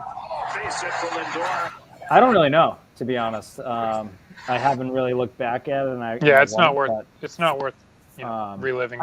I think he like odds wise he would have had better odds to win against me because of the state of my team, especially that semifinals week. So I don't know if I would have made it. I think the odds are he would have made it. Yep. All right, let's do some team grades. You want to start at the top, at the bottom? What do you want to do, Austin? Let's start at the top. I mean, we can talk about obviously the champ here. I would give him an A. Obviously, he won. That's seems like a big deal. Here's my notes. He won. Tip your cap and call him your daddy. So, but obviously, like Vlad and Shohei, like you spent to get Giolito. You also withstood injuries to like Rendon and Springer along the way. So like you didn't get like murdered by injuries this year, but like and Strasburg, who everyone forgets Strasburg because he's always injured. So exactly, that's kind of where exactly. And then you have Wander coming up next year, which is just unfair. So cool. Yeah, those are my notes for bowling. Let me just finish a couple things like. Because I did win, I'm going to take a small victory lap. Finish yourself off. 2 things. One, fuck Ruben just because he chirps me. He chirps way too much. Fuck Ruben. That sounds about right. 2 trades that I thought were super key, and they were the smallest ones. Getting Webb and Tapia for Walker, Plesac, Waters. Huge trade. Because Tapia, if he worked out, he worked out. But by trading Walker and Plesac, I traded 2 guys that were far too volatile to have on my roster, who still held value. I thought it was like, I don't say this in a way of like, saying I knew I was selling high or whatever. But like, I sold guys who definitely still had value and who I wouldn't want to drop, but I knew that I really didn't want them on my championship team, right? Like I didn't want them on my playoff team. So I acquired Webb and I cleared up roster spots so that I could start floating guys and doing that, which I didn't have roster space to do. Similar deal for Iglesias and McNeil for Muller in a 4th. Muller, I mean, he has some promise. Again, I needed to get him off my roster. I picked up Iglesias, who, like, my pen was outstanding, and a big part of why I won the championship because it kind of finished the last month. And McNeil, whatever, allowed me to, again, I dropped him very quickly, but it allowed me that flexibility of guys I was afraid to drop too many guys on my roster. because I knew they'd be scooped up, and I knew I needed to clear that. Demps, I think it's awesome, or not awesome, but like I think it's interesting. You talked about Grandal. Him and Justin Turner, who Dave dropped, I was eyeing via trade in both of those guys, and both of them I was able to pick them up on free agency, and both played a part for sure. Grandal was so good when he came back. Brian Reynolds is awesome. I'm hoping he gets traded because he's an interesting case as a keeper. And if he gets traded, then that case becomes a lot more interesting. He's a really good player. I picked him up as a free agent. He doesn't get drafted, and he had like a top 30 season probably. Yeah, that's it. Quick, I just needed to get those notes off of a couple things I was proud of or luck. Oh, last one. Brandon Lau slipping to 7th in the draft. Everyone who let him slip, you knew it the day. Like I went back to listen to the draft recap pod. Tough. He was then. Dave said Dave's grade of the first round was like obviously Torque was number 1. That was clear. Winner Brandon Lau. Loser everyone who didn't draft Brandon Lau or Torkelson. Schwab, he's talking to you. Schwab, he just called you a loser. What the fuck, Schwab? Schwab, Schwab. Careful with my boy. Careful with my boy there. Okay. You can. Those aren't my words; they're his words. Schwab can come knocking on Brandon Lau. This offseason if he's interested. He's a 26-year-old who just hit like 35 bombs. He had a real tough start to the season. And, we don't have to sell him. I mean, like we have plenty of time for that. I know. Waxing poetic about your team, and now you're trying to pitch us Brandon Lau. Well, someone else brought up Schwab. But like anyway, I almost traded him for too low, and I just stuck with him, and he was hot as a pistol in the second half of the season, and it showed why he was, such a good draft pick. All right, that's it. Thank you. It was not that long. That was like 3 minutes. I would argue that the Grandal you don't see the other side of this until I say it now, but you grabbing Grandal not only propelled your team, but it was like the flip. Yeah, exactly. I was never able to fully recover at that position, and I was running out of moves, and I was like, Kirk's going to put it together, but I would in a heartbeat, even before Kirk was so bad, in a vacuum, I would have taken Grandal over Kirk 10 out of 10 times, and that one's going to hurt me more than anything. So, and ironically, I drafted Kirk. He was my catcher at the beginning of the season, and he had a good stretch, but I'm still in on Kirk long term. He's a good right? It's just a matter of he's not ready. He's like 22 and hitting, and catching in the major leagues, right? So, and playing every other day. Right. All right. Thanks. Needed to get that all up there. That was great for all of us. Yep. Great. Hey, that was pretty quick. All right. Stickiest keyboard on this call right now. Quicker than your email. Most of all.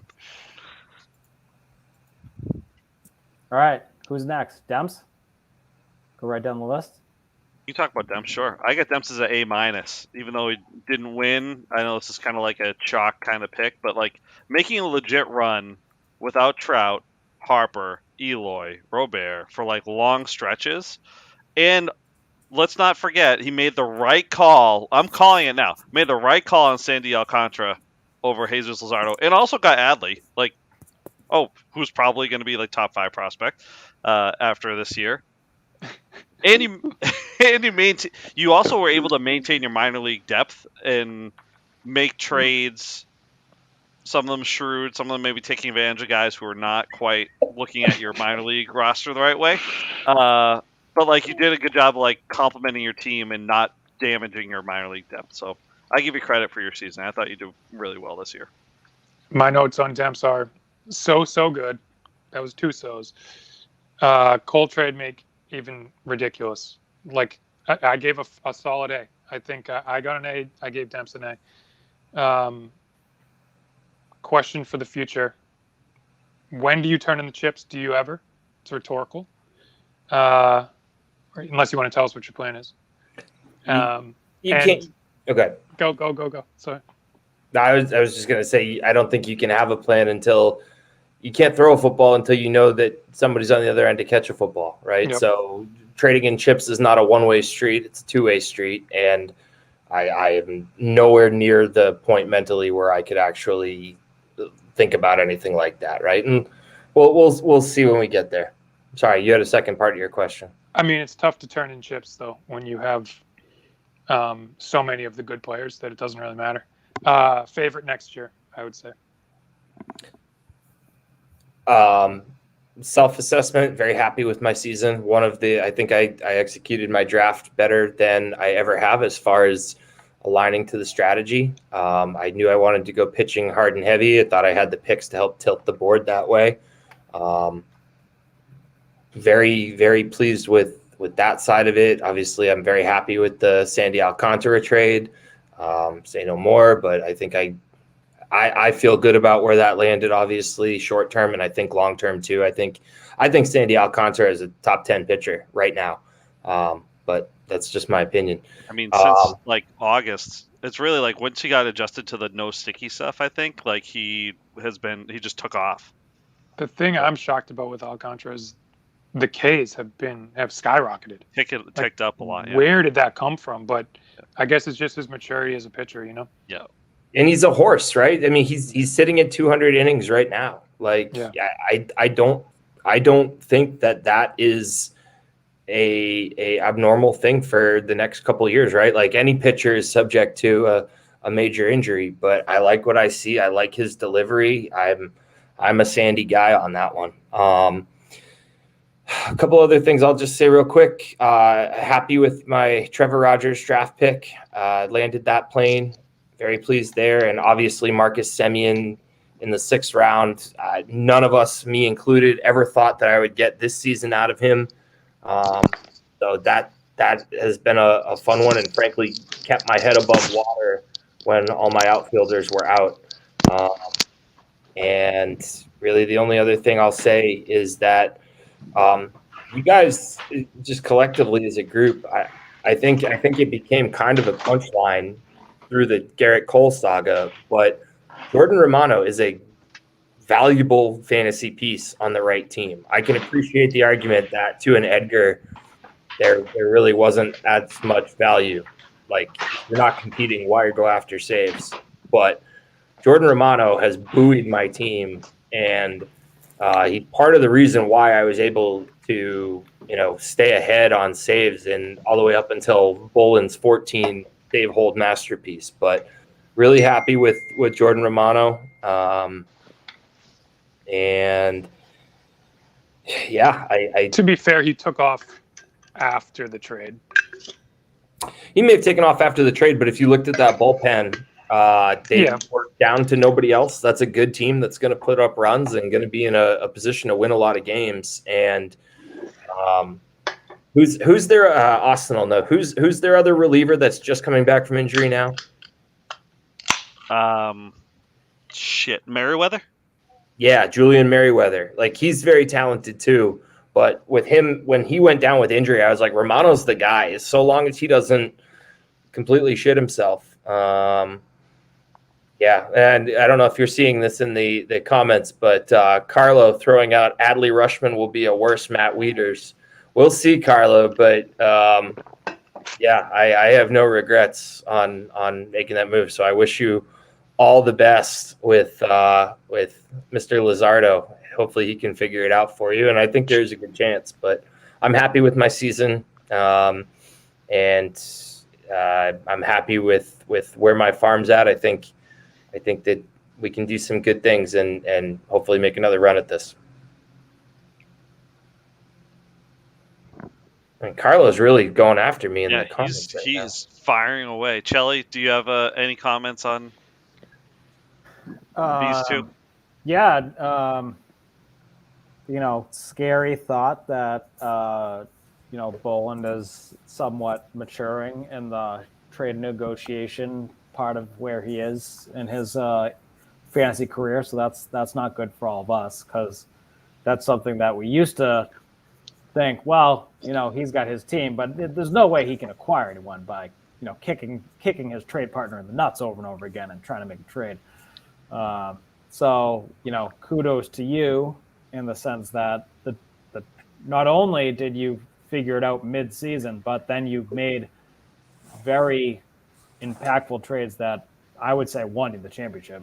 And then for Debs, I think the same applies here in the sense that like you also got a little bit more aggressive than you have been in the past. And I thought this was the year that you should have been aggressive to win because you have such a strong core plus such strong rookies or free keepers.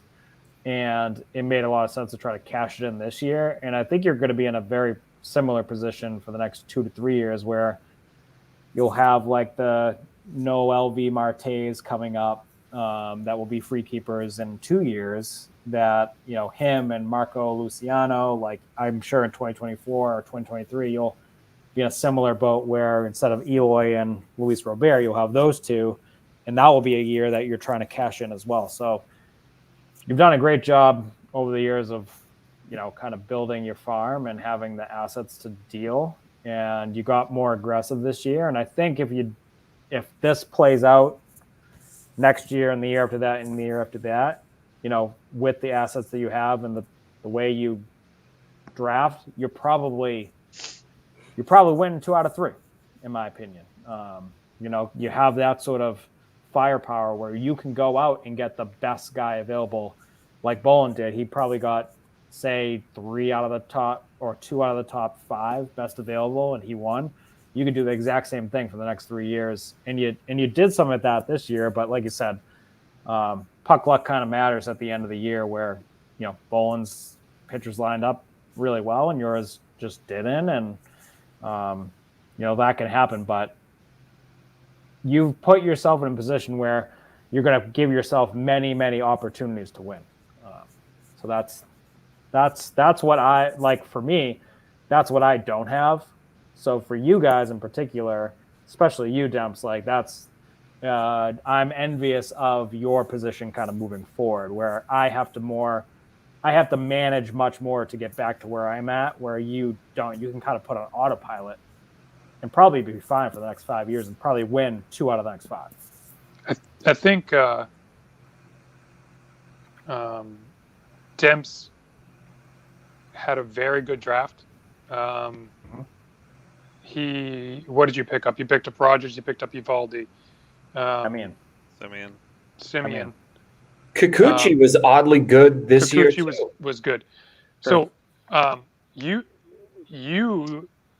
positioned yourself via the draft, and of course, so much of it is luck. Like Rogers was a 4th round pick or 5th round pick. You got these guys in 4th and 5th rounds, which you deserve credit for, but it's also obviously it's luck. We don't know who's going to be a stud. To some degree, it's luck, right?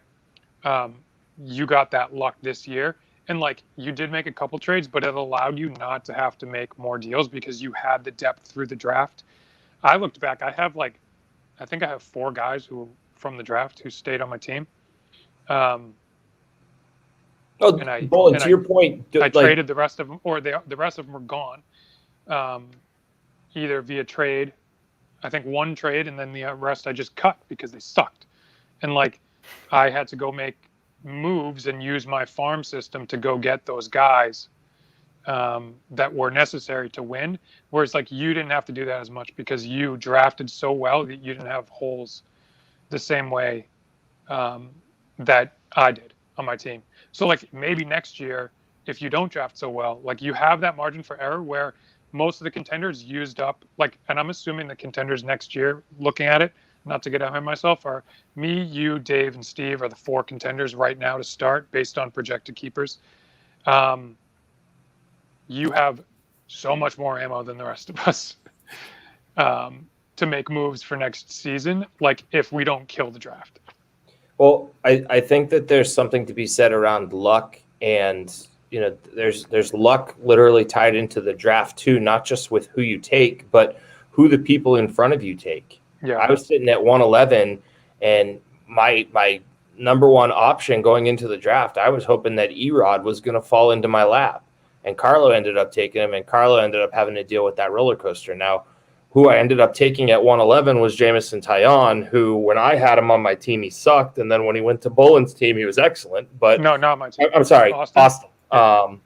But yeah, the long point being sometimes it's the moves that you don't get to make that can end up being serendipitous for you. So I got lucky on avoiding Erod, but yeah, we'll see. We'll see what happens as we go into next year. I'm satisfied with how my year ended.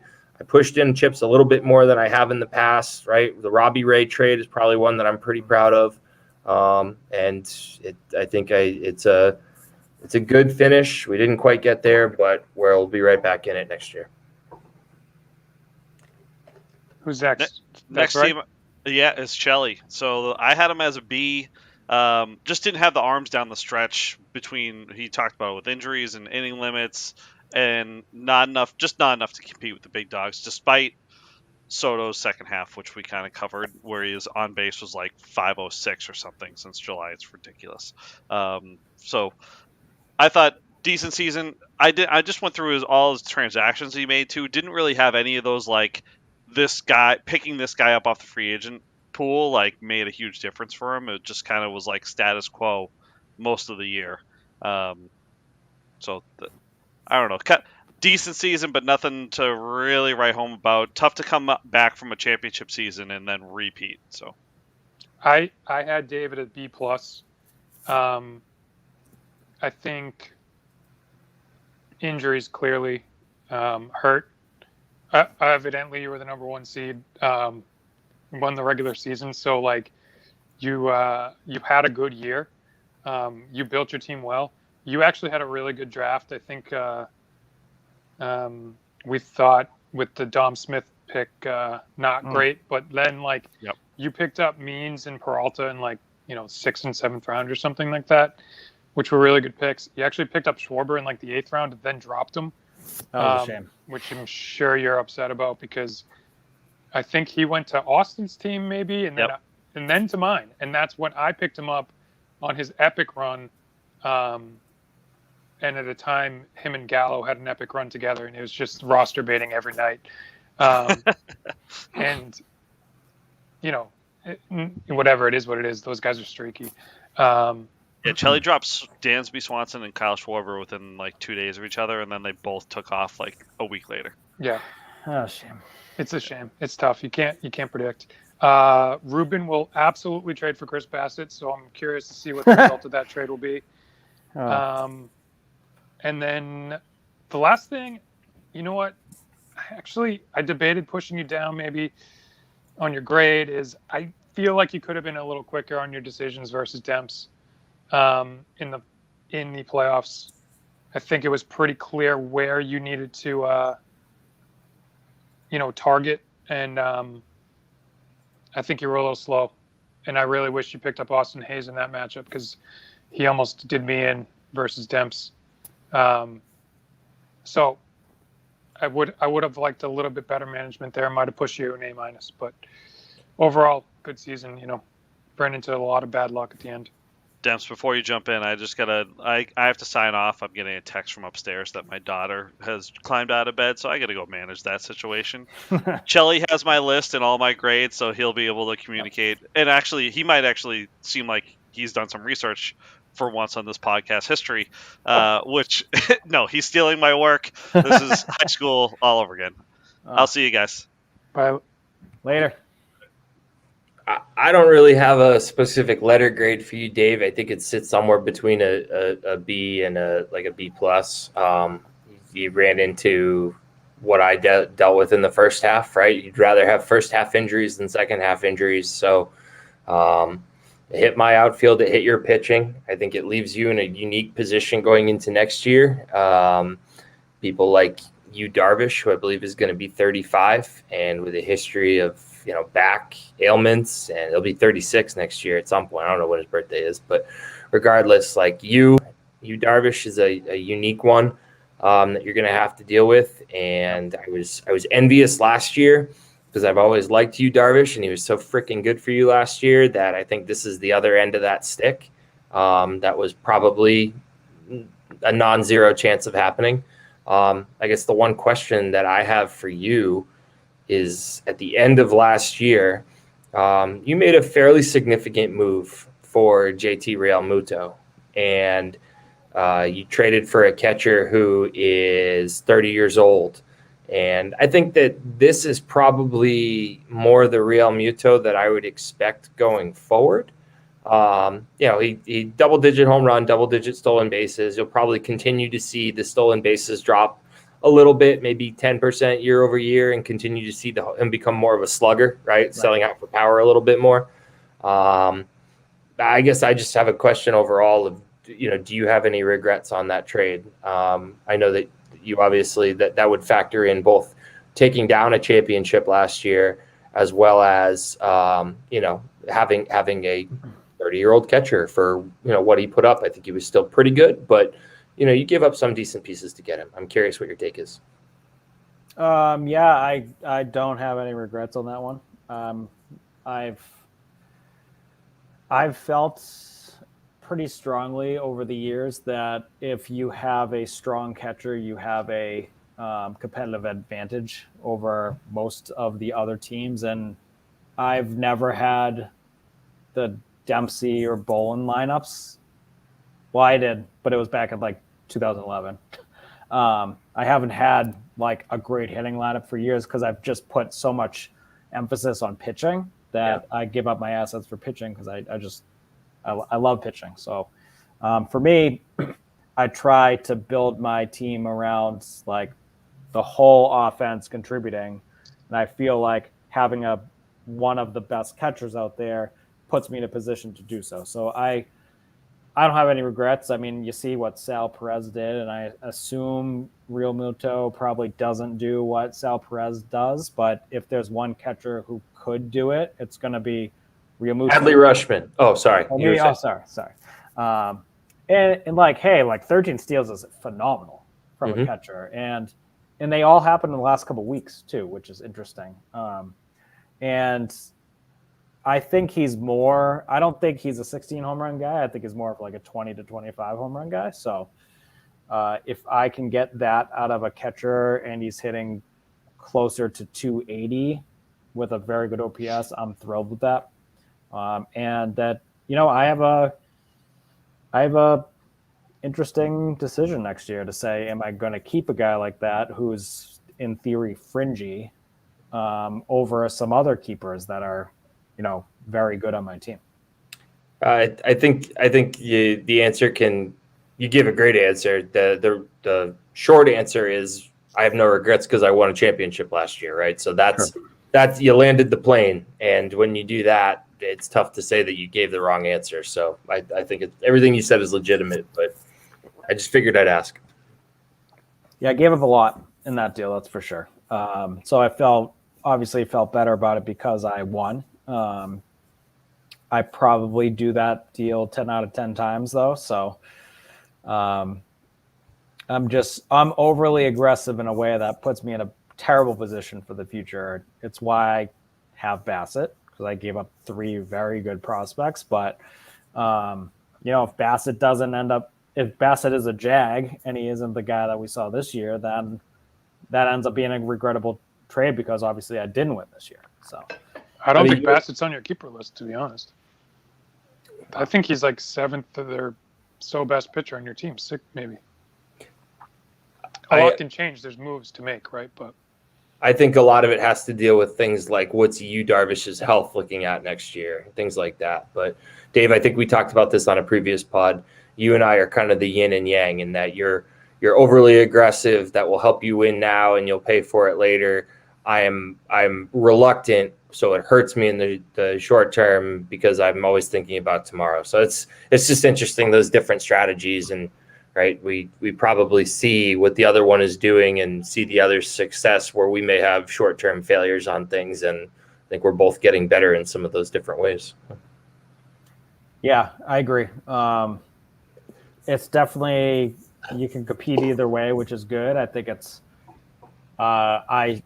I put more pressure on myself to make the right moves or make the right deals because, if the deals don't go through, I don't have any parachute to fall back on, whereas you do. So Yeah, I think it'll be interesting, Dave, going forward. You're either very young or getting old. Like your like really good, your core is like Soto and Tatis, who are 22, or Abreu, who's 34, Darvish, who's 35. Like Brady's probably like 39 too. So. Yeah, it's true. You're approaching a bit of a crossroads. I don't think it's this year. I think it's maybe next year that you're kind of going to hit a lot of those guys having to make a decision on them. I think a lot of them right now are kind of roll them out there.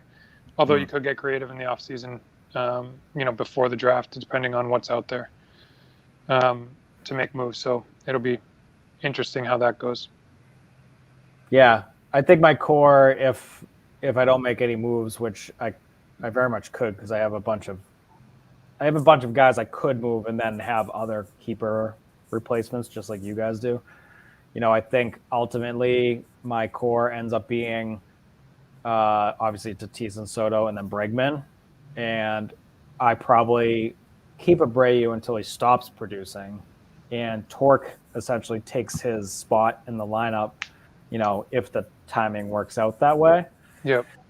And the pitching really is what is going to be a question mark for me, because I have Buehler and Freddie Peralta, who I feel pretty strongly about, who are very young. And then everyone else is real old. Lance Lynn, Yu Darvish, DeGrom, who got shut down today, finally. Ridiculous that he was even throwing at this point. That was the other note I had, just question mark on him. Yeah, like Verlander is a guy that like maybe is an option for me to keep if I move some other guys, but I don't know what no one knows what you're going to get from him. It's just one of those. Right. I trust veteran arms, so I know Maeda is going to be out for the full season, so I don't see him as a keeper. Whereas, maybe I throw I roll the dice on my 12th and I keep Verlander and I see what he comes back with, or I keep Bassett and hope he he doesn't have the emotional damage from the liner and he ends up being very good again. I don't know.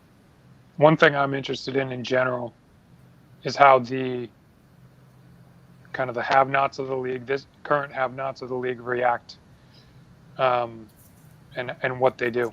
Are they going to sit there and like take a long rebuild, or are they going to, be aggressive and make some moves to be a little bit more competitive? I'm curious to see how that will play out come February. Right. I'm with you. All right, let's keep going down Austin's list here, not mine. So Steve? I have the next I had was Bakes. Okay. But I'm just going down as Excel. Bakes had, so he ended up with a B+. Aggressively went for it, traded a 1-3-7 and top end starting pitchers, and lost a heartbreaker to Steve in the first round. What do you guys think of Bakes' season? Was he overly? I think the question for me is, was he overly aggressive and it didn't pan out, and he hurt himself long term? I see Dempsey already nodding. Or does Bakes leave the season happy knowing he made the moves that he wanted to make and it just didn't work out? You want to go, Boland? You take it. You're enthusiastically. Yeah, I like that. I'm gonna piss, but you go. I know what you're gonna say. So I didn't really love. Again, take this with a grain of salt. This is coming from a guy who sees the world a little bit differently than the push all the chips in and let's go.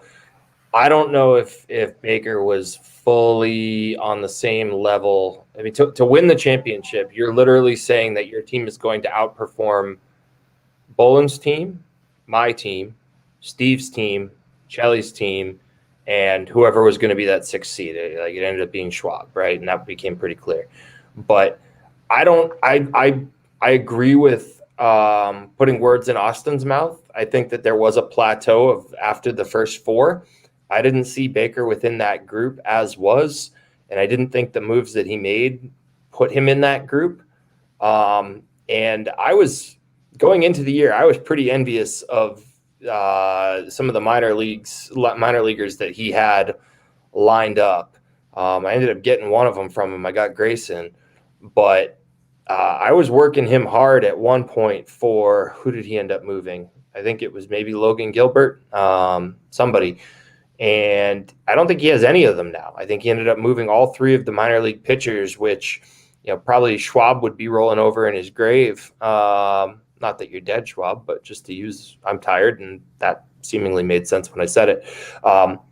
Schwab, who's built all around young pitchers. I know Baker took a very different approach, but I didn't love it. I didn't see it. I think that his team is, for the acceleration and velocity that he got by trading for. He did the damn trade with Austin. Actually, he got Starling Marte and Herman Marquez. Marte was on 45 steals when I was looking the other day. 45 steals. I mean, that's a 1 week, category winner every day. Yeah, but I know. I'm on board with what you're saying. He gave up the ownership of Coutinho. He gave up the ownership of Logan Gilbert and a 3rd round pick, which again we can argue another time about the value of a pick, right? It ends up being what you do with it. I wasn't in love with it. I probably give him a C+. Again, he's going into next year without a 1st rounder. He gave up his 1st rounder to Rory, which I don't have a huge issue with it, but it just kind of is going to put him into a hole going into next year. So, he said it because I literally just watched that pod again, trying to figure out the smoking gun issue from Labor Day. He said that he's totally good with pushing in, and if it doesn't work out, retooling and starting it up again. I think that's the reality coming up here. So I probably land him at like a C+. So I gave Bake a B.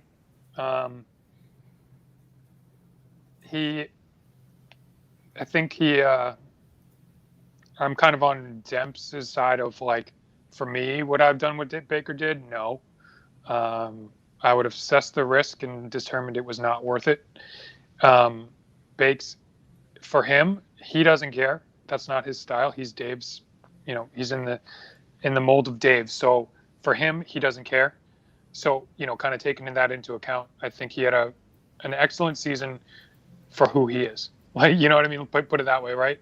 Like, he couldn't have, like, when I listened to one of the first pods, and Dave put him and Carlo as kind of like the same tier of, like, guys fighting to get in the playoffs. And, like, Bakes was, after the first, 6 weeks of the season or something, like, right there with everyone else. And he ended up finishing 4th. And he had a tough first few weeks of the season. So he had a really good year. That said, I don't think he was ever realistically going to win the championship. He would have needed such extreme luck, I think, to navigate the teams he would have needed to navigate. Knowing he wouldn't get a bye and knowing he was unlikely to get that 3rd seed, like, that meant he had to take Steve. He had to take 3 of the best teams. And, like, I'd say the top 5 teams were all very, very good. Like, he was within a whisker of winning his matchup in the semifinals. So, like, who knows? Maybe he would have had a chance. But that's the thing. He made all those moves to put himself on the margin, not to, like, put himself as a favorite. So I wouldn't have done that. But I know he doesn't care, and that he's fine with what he did. So I think he had a good season, all told. And, like, here's where he's at next year. He doesn't have really the ammo to make any trades anymore, but he has good keepers. What did I say? Not really studs, but he has, like, strong keepers.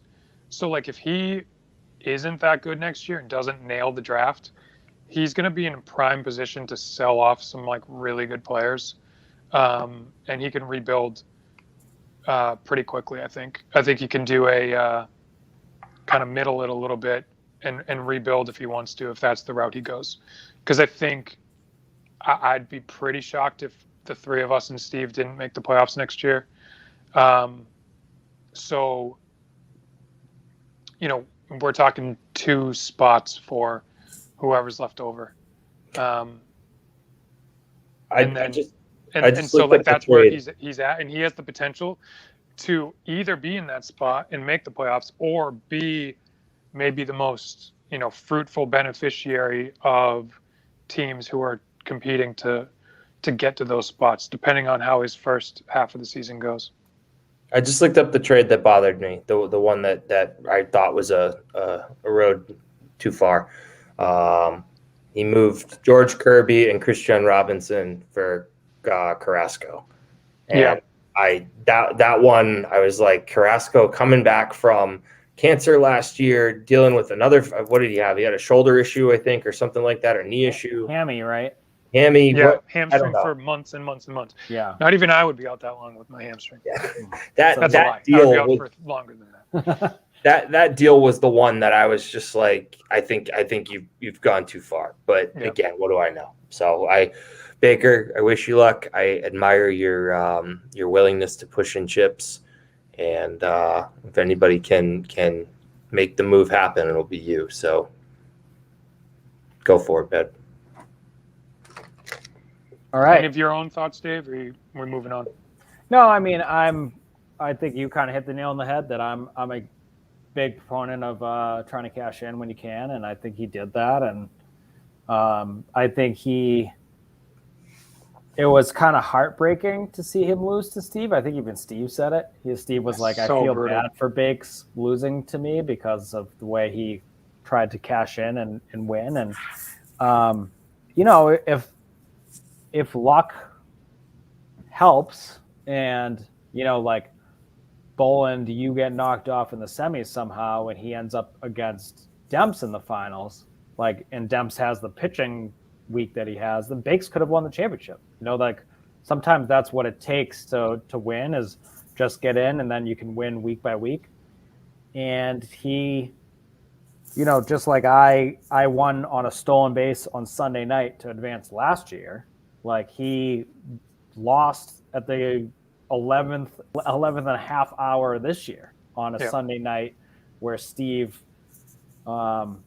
Steve thought he was done all day long. He wasn't even watching the Sunday night game. I was texting him and he was like, yeah, I'm done. I was like, dude, you have a very good, all you got to do is score a couple runs and then you're in, or something like that. And then Lindor just went home run. They nuts. I felt bad for Bakes because of that, because it's, but I like the strategy. That's what I would have done, and it didn't work out. But I think he now has a very good core of 12 to keep. So he's already put himself in a good spot for next year. Maybe years after that, he isn't so much, but at least for next year, I think he's in a good spot. And that's, that for me is enough. So I like it. Just something I noticed on Austin's sheet, because he also put season stat numbers up. So I'll just quickly go through those for the teams we talked about so far, because I think it's just interesting. So I was third in season stats. It must be just roto stats overall. Bowen, you were second. Dempsey, you were first. And Bakes was fifth overall. So those are the teams we've talked about so far. Next team is Steve. Steve was fifth in the standings, fourth in season stats overall. He got a D+ grade from Dr. Austin here. A little harsh. I wish Austin was here. That was the best. Put your kid to bed. Let's get back on the pod. So much higher expectations coming in. Bellinger, Flaherty injuries hurt. Great pickup of Cedric Mullins. He traded a player to be named later in Zach Veen to Comp Toys, who are back. Veen is now a top 10 prospect in baseball. So what? Bullshit. That's hey, listen, I'm just, I didn't do the research, I'm just the guy reading the story here. I remember. Colin, do you have that? I don't think Veen is our top 10 prospect, but I remember heading into the draft, people were the fantasy draft. The people I was reading were pretty low on Veen, a very high likelihood to not succeed. What I've heard is he was a high school bat, right? Like, Yeah, but what I've heard about Veen and other players right now is that these guys are showing stolen bases at the single A level that were not expected, and part of it is because the pitching is so bad at that level right now that guys who will not steal bases and have that be a part of their game at the major league level are just putting up obnoxious stolen base numbers. And to their credit, they are, but anyway, that's we can do an off-season pod about that later. Interesting. Yeah, I'm sure we will. To be honest, we'll probably have the itch to talk about baseball, so we'll do that. So, but what were your grades for Steve? I'll start. That so that was his notes. Was that his notes? That was his. Yeah, that was his notes. I don't think I would give a D plus. I think, if anything, I'd give a D plus to Steve's talent. That did not come through because he had some big names like Lindor and Bellinger who just fell flat on their faces for the majority of the year. I mean, Bellinger literally looks done. I mean, he probably isn't, but he looks done. And Lindor, much like most stars that sign these massive deals, tend to press in their first year. And you kind of have to live with it. Like, there's nothing you can really do about Lindor other than you just ride him out. And, if that 3 home run game didn't happen on a Sunday night, Steve would be pissed at Lindor's total season. But he kind of salvaged it with that night, which was nice. But, I'd say D plus for the talent by not contributing the way they should. But overall, he's got to be happy because he made the playoffs. He had a chance down the stretch.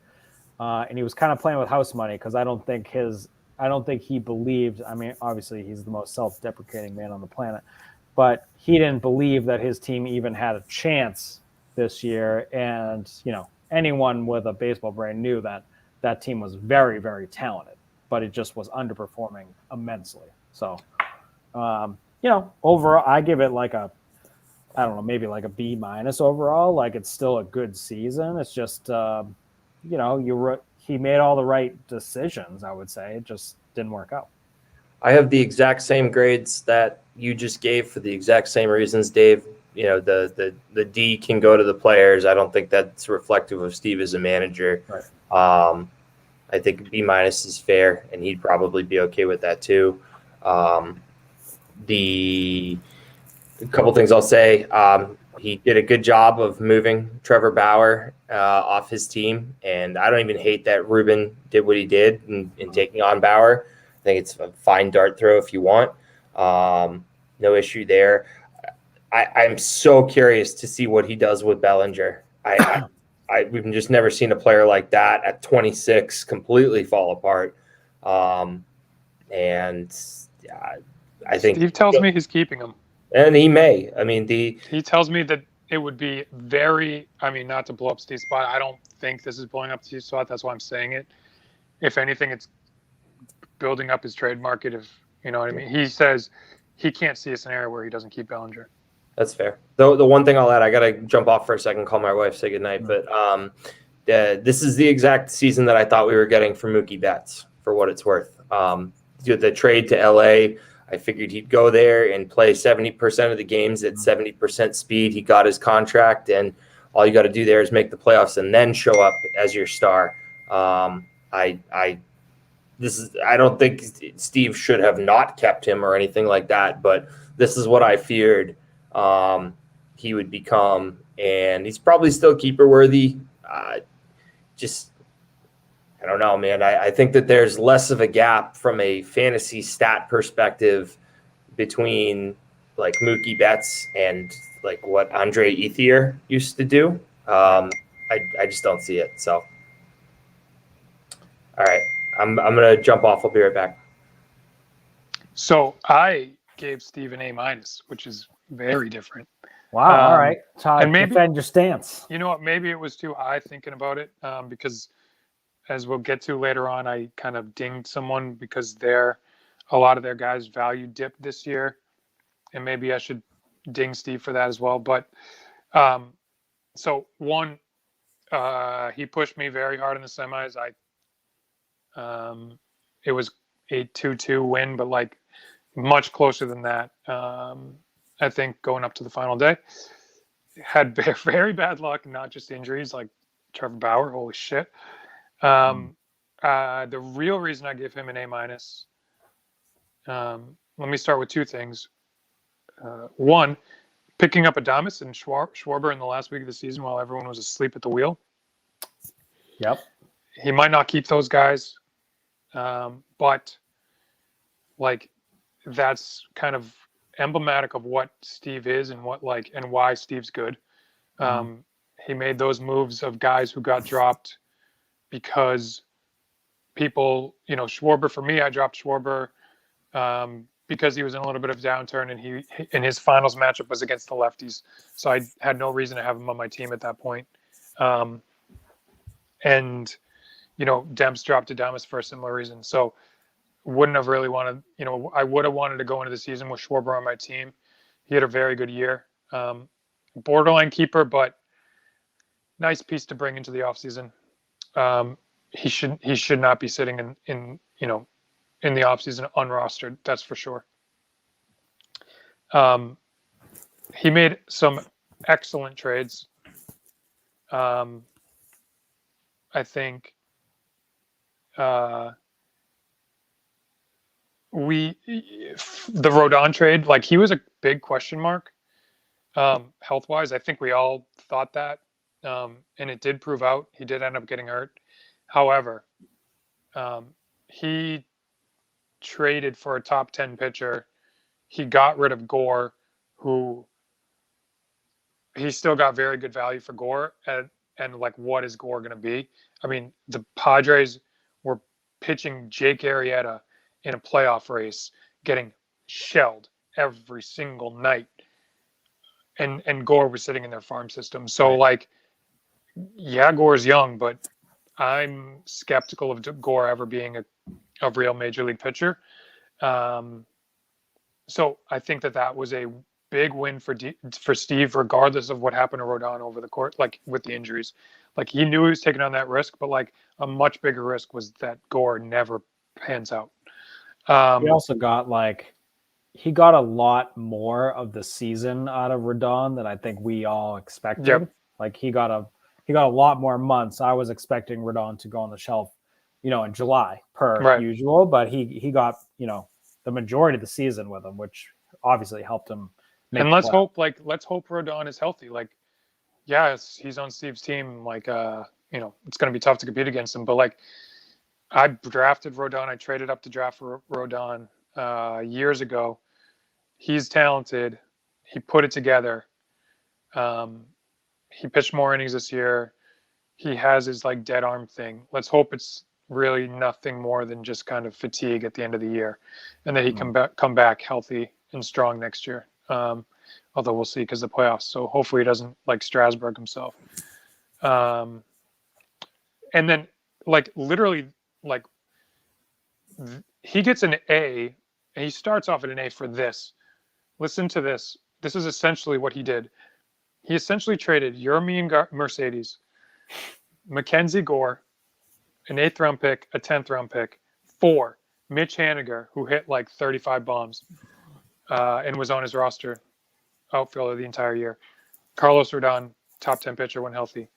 Wade Miley, very good year until the final matchup probably. Liam Hendricks, best reliever. That's essentially what the trade was. So what Steve because does. he got back Haniger, Brian Hayes, Jesus Sanchez. Like those two guys had value that Steve turned into actual players. So that's why I'm giving Steve like an A minus. Maybe I should ding it. Maybe it should be a B plus because guys like Mookie dropped value this year. Lindor dropped value this year, but like he is. I give him a lot of credit for the moves he made. He made some very, very good trades like he always does. Yeah, I think probably if I'm grading the whole season, I'm giving him a B minus, but like in season, it's like an A, right? That, the moves that he's making in season. And it's really just, I think from some perspective, it's like, yeah, you could maybe predict Mookie like taking a step back a little bit, but like the step backs to the degree that they were stepped back, like on balance, no one would ever have thought that. Right. Like Austin Especially said, Lindor, right? Like when I texted Austin, I said a D- for Steve. He said he was my preseason favorite, and it's like, well, that means that Steve couldn't have seen that coming either, right? So Right. it's like you can't punish him for not seeing that coming if you couldn't see that coming. Yeah. So, No, I agree. And that's why I think I end up at a B- for the overall, because I had higher expectations for him. And I'm sure he did as well. And there's no way that you can foresee Bellinger dropping off like he did. And yes, I think it's realistic to think Lindor was going to do what Lindor did, because that's normal, I would say, for guys that press. I'm going to pull a Dave here and P, keep talking. Okay, fair enough. I've done that many times. So like, I guess the Lindor thing you could see, I guess you can see the Mookie Betts thing, but like he still had Jose Ramirez and he still had, Nola, and he still had all these other, Bauer, right, coming into the year. So, a lot of bad luck. He ended up making the playoffs. He's still in very good position moving forward, which is great for him. And, I wouldn't be upset if I was Steve. I think you're thrilled to be where you were at, given all the bad luck, and you're also in pretty good position moving forward, which is good. But, I would, I don't blame him if he was a bit disappointed, in the sense that like his outlook was so good, and then he just got struck with a ton of bad luck, which sucks. So,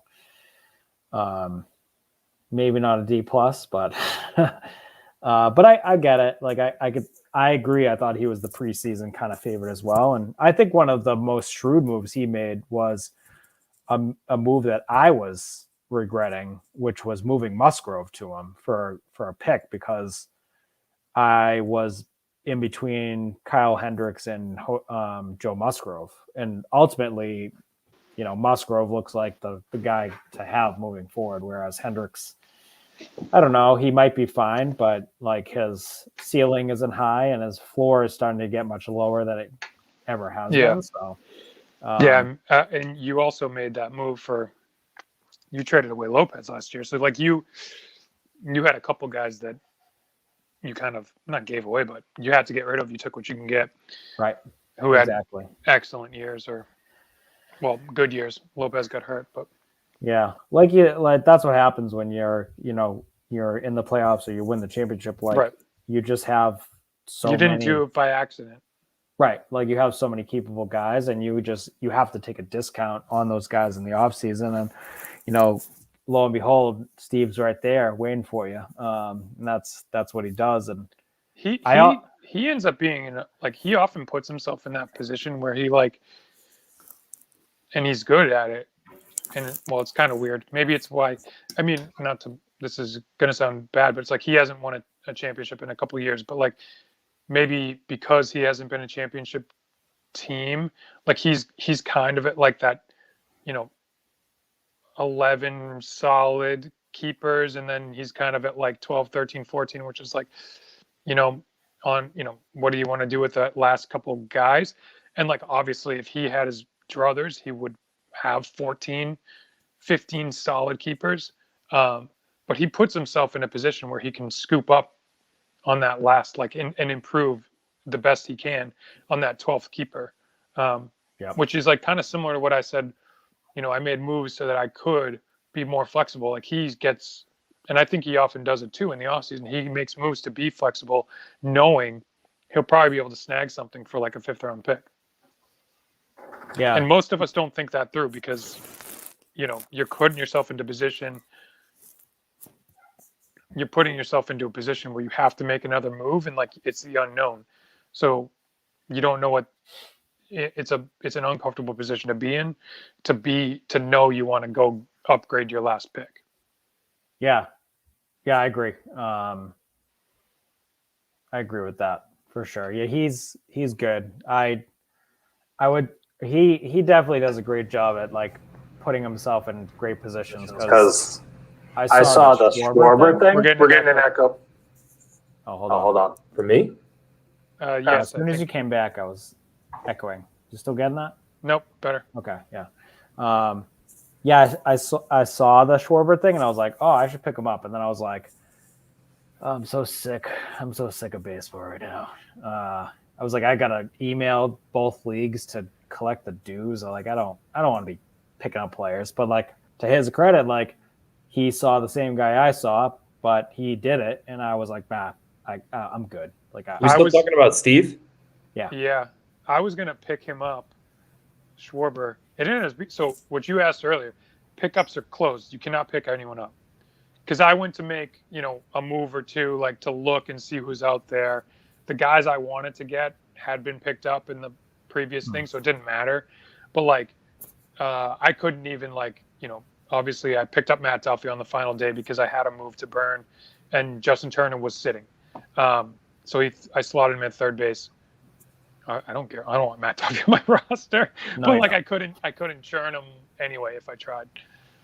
Can we just very quickly talk about the fact that somehow, some way, Mitch Haniger had the quietest 37 home runs ever? That's what I'm saying. So, Dems, while you were gone, I gave Steve an A-. He traded. Listen to this trade. This is effectively what he traded: Yermon Mercedes, Mackenzie Gore, 8th round pick, 10th round pick for Mitch Haniger, Carlos Rodon, Wade Miley, and Liam Hendricks. If you take away the excess parts that cancel out, that's the trade. That's in a nutshell why I gave him an A-. That's outstanding business. Yeah. Mitch Haniger had a ridiculously good season, and no one knows. Like, it's the same way I was talking about Brian Reynolds before. If you don't broadcast that these guys are doing this, Brian Reynolds plays in Pittsburgh, Mitch Haniger plays in Seattle. Like, people don't think about these guys that have these outstanding seasons and are kind of interesting little pieces.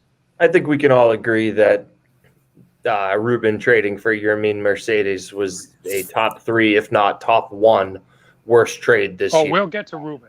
Okay. Let's move on. Pardon me. All right, next, let's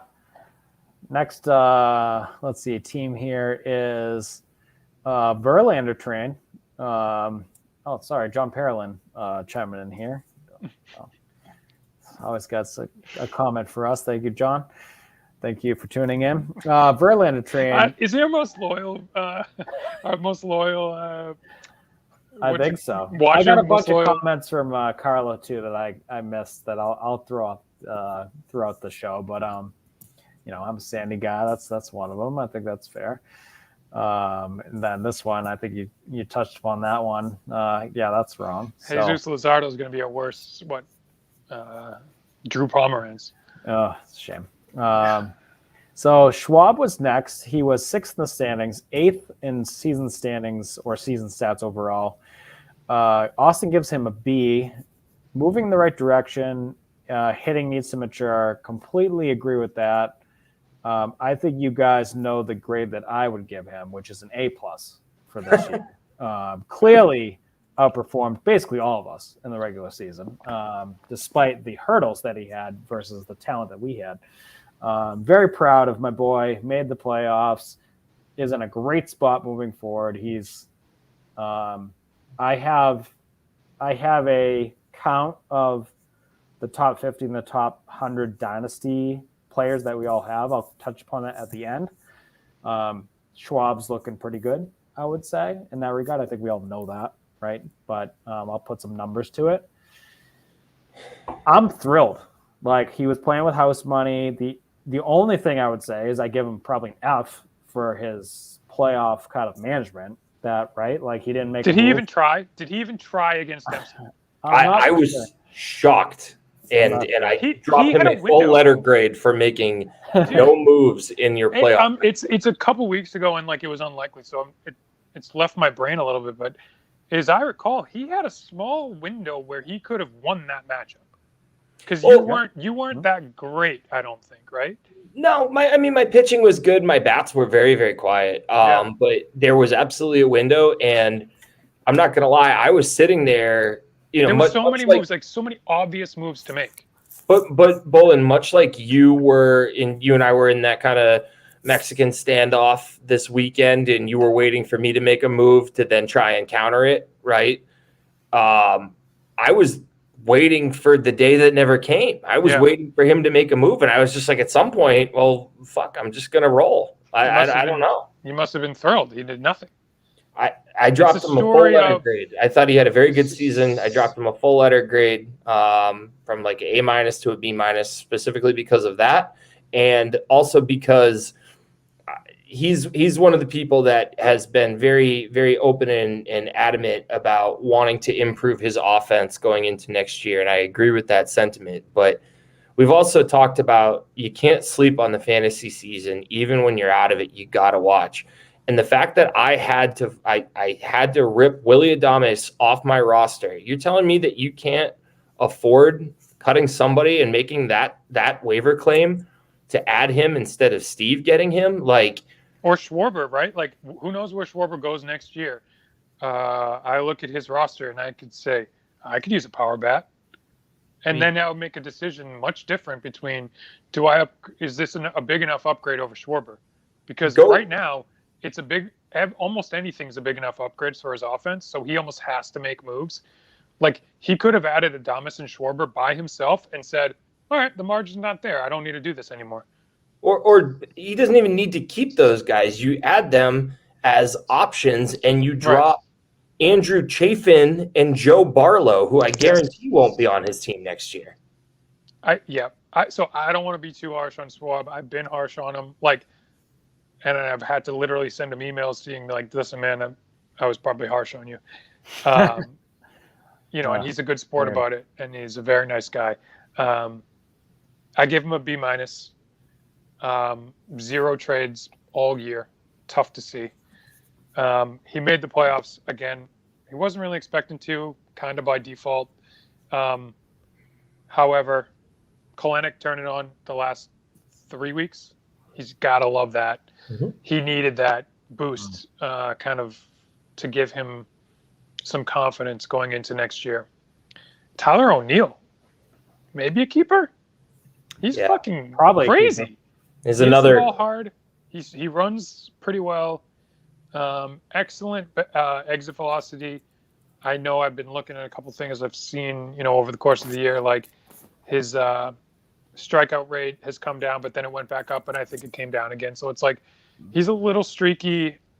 If I'm him, I don't want to keep Tyler O'Neill. Like, I'd probably like to draft him, maybe even in the first round from Schwab, like that kind of thing. He's a fine 12th. But if he's my 12th, you take that kind of risk.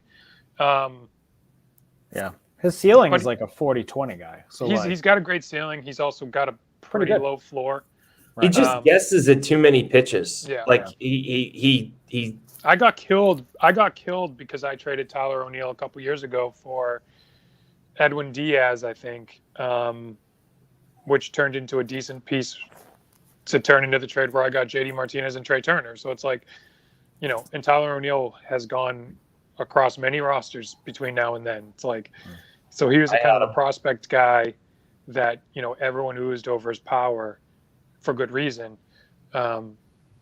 Has he put it together? Is he in a hot streak? Like, it's scary to rely on that.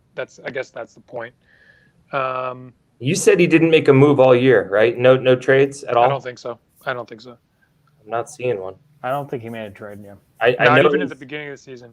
So I know his draft picks are still in order, just as is. So, like that, again, I've talked about how that's disappointed me.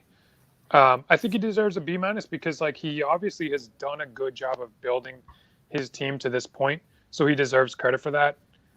I knock him because he needed to be a bit more aggressive in season, like not even like crazy aggressive, just a little bit. And again in the postseason. And then he has a ton of prospects, but like, I don't know, Dave, you're saying that they're so good. Are they that? I'm not sure if they're that good. When I look at other prospects, I'm not sure how good they are. Like when I look at some other teams with a lot of prospects. That's fair. That's fair. I would say just alone, like adding Sixto to his his pitching I think staff he's is got a going to be few good legit. ones. Like, he's got some good ones. That, but I think he doesn't have the same kind of minor league system as like Carlo or Mike do at this point. And obviously Demps is on a different planet. You dick. And then, so where's he going to make some moves to make a leap? Like, I think he needs to, like, you guys know me. I want to build on offense. His offense sucks. So it'll be interesting to see what he does. If I'm him and my pitching staff looks the way it does, I'm not allowing another year to go in relying on the likes of Dylan Carlson to like actually step up. I'm not doing that because his pitching staff's probably going to get hurt, before he can take advantage of it. Or, you know what I mean? Things will change with his pitching staff. Not in all likelihood, but there's a pretty good chance that, it doesn't look as good today as it does today. It already happened. Paddock sucks. You know what I mean? So it's like, I don't know. We'll see. I think it's interesting. I think hopefully Schwab spent the year doing his homework, and now the test is here. We're studying, and now the test is here, and now he's ready to make moves and be aggressive, and undo what or not undo, but like kind of unleash some moves that have been pent up. Yeah, that's fair. It's not going to be overly easy to draft and or find the offense you need to keep up with you two. So if I'm Schwab, I might go. I actually think there's a lot of moves to be made. This could be I'm not going to give it away because why would I do that? I'm not going to make it easier for my competitors. But I think there are a lot of creative moves to be made this offseason for a lot of teams. Yep. I mean, What were you saying, Dave? All three of us have too many guys to keep, right? So you two in particular probably have, I'd say maybe 18 keepable players. Like I probably have 14 or 15. But my point is kind of along those lines. If I'm Schwab, I'm going, well, maybe I cash in my first round pick and I deal for two very good hitters from Mr. Champ or Demps or Dave. Like maybe I get Abreu and someone, another younger hitter. I don't know, but that at least helps because his pitching is young enough where in theory they should be around, Paddock aside, who's the youngest of the bunch. It's a double-edged sword of being young. But now they're like, I don't know. I don't see them as. I mean, obviously Gallen was dealing with injuries, so I guess that's what you deal with. But Gallen 26, Burns 26, Fried 27, Woodruff 28. Those are the four that are the legit guys. It's the injuries risk. That's what I'm getting at. It's nothing more than injury. Yeah, Zach Gallen is we talked about Steve's predicament with what he does with Bellinger and whether he wants to buy, sell, or trade. I see Schwab having to make a decision on that. And maybe he's already made up his mind. Maybe he just says I'm going to ride with Gallen, but I'm not sure that they ever actually fully addressed that potential injury, and I don't know if that's going to sneak back up on him, and he's going to be dealing with that off and on for 3 years. So it's one to watch. I'm curious. Oh, it's like DeGrom. It's like you go into next year going, maybe it was great. Maybe he'll be perfectly fine. Maybe he'll need TJ. Like you just don't have any confidence in like the way they handled it. Right. But those are guys that, I mean, DeGrom for sure is a keeper, and Gallen, like the way he pitched, you would think he's still a keeper because of the upside, but he did not pitch that well. And he's probably pitching injured. So, yeah. All right. Any other thoughts on Schwab before we move on? Nope. All right. Next up is Catalina Wine Mixer, 7th in the standings, 6th in overall season stats. C grade from the owner himself. decent team. Acuna injury impacts 2022, and a tier 4 team heading into 2022 as well. Which I completely agree. I'll start with. Obviously didn't do himself any favors for 2022. Dealt a lot of offense away.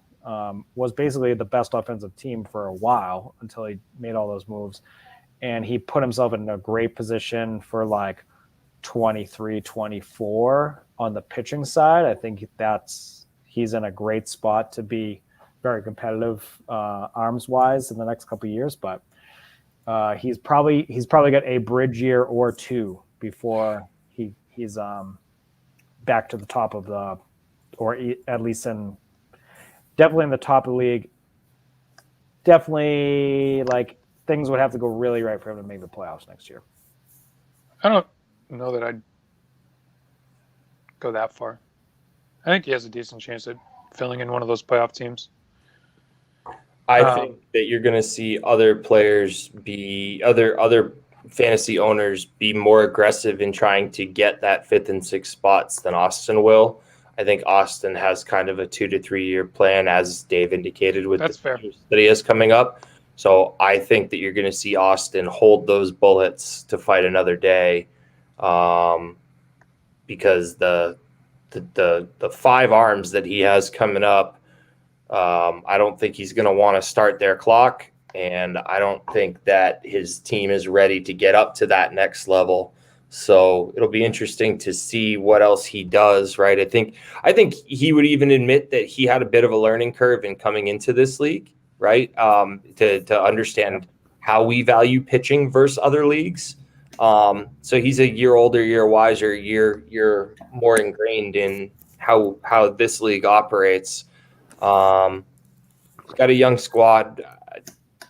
He's one of the sharpest minds I think that we have in this league. So I have no concerns long term. But I agree that probably a C. And how quickly, right? Sometimes you see these superstars with 12 to 16 month diagnoses come back in 8 to 10 months, and you're like, how the hell did they do that?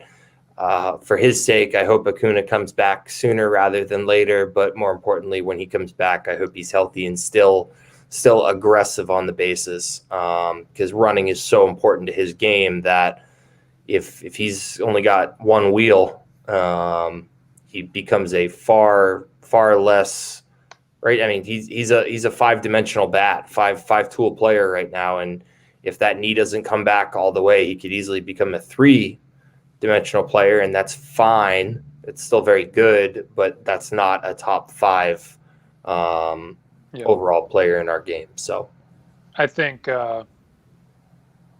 next year might be tough for Acuna as before he comes back. I would hope we see all these football players come back from these torn ACLs like it's nothing. Like, you'd hope that a baseball player can come back. He's 23. He still has 3-4 more years of running, even if he doesn't really run next year. Like, I'd be fine if he doesn't run next year. I wouldn't be that concerned. Especially if he started maybe upticking at the end of the year. That'd be an encouraging sign. If he doesn't, that's, like you said, Demps, he drops from number 3, number 1 to number, 15. No, maybe not even 15. So I gave Austin a B+. I am more bullish on him than the rest of you, I think. So I think he didn't want to be a middler, so he basically said he's selling high on guys. He doesn't kind of care what that means in the short term, which is kind of opposite of Bakes in a sense. Like, he's kind of saying, I don't really have it, and I need to rebuild what was left in my team, and the pandemic season was not a chance to do that. So, now he's kind of doing that. So I kind of liked his approach. Like, he was still fairly competitive, but also sold guys like Winker, who were so good at the time, for, maybe sold low at the time, but also, like, Cavalli's been is a good pitching prospect at this point. And Austin, by all accounts, has targeted him, so he wanted him. Do we think Blake Snell is back for next so that's year? the other thing. If he's back, he definitely could be a playoff team next year. So his pitching staff, his presumed keepers, are McClanahan, who's pretty good, Savali, who is struggles coming back from injury. I mean, I'm assuming he'll take him because of the injury and the overall depth that he has. Is Austin around, and why isn't he back on the pod? That's me. Oh, okay. All right. Because that was very Austin. Tyler Mahle is good. He can't pitch at home, but maybe he'll figure that out. Framber Valdez is a pretty good pitcher. And if Blake Snell is like not top 10 pitcher, but like top 25 pitcher, then Austin's going to have, is going to have enough of a core of a pitching staff where I think he can make a run at a playoff spot.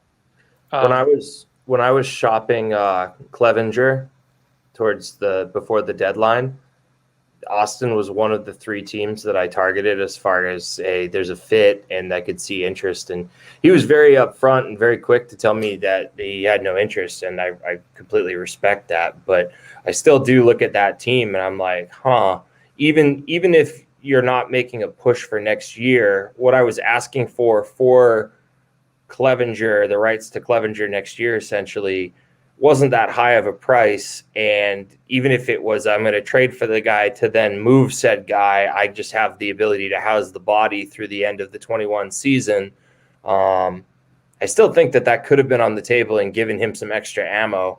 And maybe you don't keep maybe you don't keep Aaron Savali, but right. I don't know. I think building the other notes I had, Jonathan India, I don't think any of us saw that coming. He's looking like a very strong free keeper. Bobby Witt had an outstanding season. Gotta love that. And what he's got for potential. And his pitching farm depth is really good. And on my personal note, I said McClanahan, he got away from me, and that sucks. I picked up most of the prospects that came up for pitching, and I looked at McClanahan. I did a quick research, didn't get glowing reports, and I passed. And I regret that. And this would be better if Austin was here, but he drafted Chris Archer. So, maybe I should knock him from a B+ to a C+ simply for that. That was the best. That was like in the 8th round too. That was so bad. I really enjoyed that. So bad. Really enjoyed that a lot. Dumps, any last words on Austin here? Austin, I predict, will make a fantasy finals in the next 3 years. In the year 2, year 3 of that, he has the wherewithal and the talent, and I think he has a very, very strong strategy. I like what he's building a lot, and I want Cade Cavalli back, but okay. That's good. So next I have Plouffe Diddy, formerly Edgar's team, now officially handed off to Rory in the offseason here. 8th in the standings, 7th in season stats. Grade is F in the chat. Not sure what in the chat is, but might agree with the grade. Cole trade was in the comments, not set up for success in 2022 on this starting pitcher side. There's not. I think there's not a lot to say. I think this is a good time to cut some time from the pod. Fair enough. I think Roy's got his hands full when it comes to rebuilding this roster. I think it's filled with not great guys around Winker, and he's got a long road ahead of him. On a personal note, I will say, listening to the early pods, it was kind of funny how Austin was like, he mentioned Joey Gallo, and he was like, Joey Gallo is the type of guy where on the golf course, he's like, yeah, man, I ran into Gallo this week, and it was tough. And I was like, fuck, you're right. I got to draft him again. So I drafted him again in the second round, which he had a good month, but other than that, he was pretty shit. Kind of regret that. Wish I would taken Buxton because he was kind of the in-between. Austin also said, so maybe Austin sucks. Maybe I should really take his draft grade down, or his grade down. He also said, catchers, bleh. When he was on Chelly, fucking take a catcher in the last round, don't even draft one, blah, blah, blah. I stupidly listened to Austin, and I was like, yeah, you're right, catchers, whatever. And I took Salvador Perez kind of way down my board. And just imagine my offense if fucking Salvador Perez was on it, if I had taken him in like the fourth round. Because catcher was kind of I got some decent production out of catcher, and Grandal obviously was great, but holy shit, Salvador Perez. What a season. I mean, talking about the AL MVP earlier, like in another year, Perez is, right up there with Vlad. I don't think anyone competes with Shohei. It's preposterous to even like you got, like Demp said, it's not even a conversation. But like on a normal year, like Perez, holy crap. Because the value that he brings as a catcher too, like they all, as handling that pitching staff to put up those numbers is so ridiculous. But yeah, that's it. I think we should move on. I have two very quick thoughts. Two very quick thoughts. The passing of the torch from Edgar to Rory will see a change in the league in that Edgar had a penchant for finding all the guys who could hit 300 home runs, drive in 95 RBIs with a 230 average. About 80% of those will be returned to the waiver wire.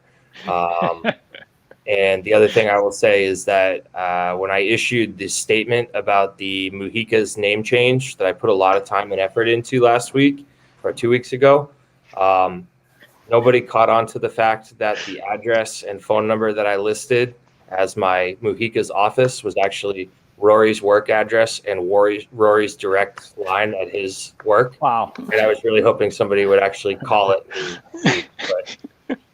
That would have been fantastic. Yeah. Oh, that's outstanding.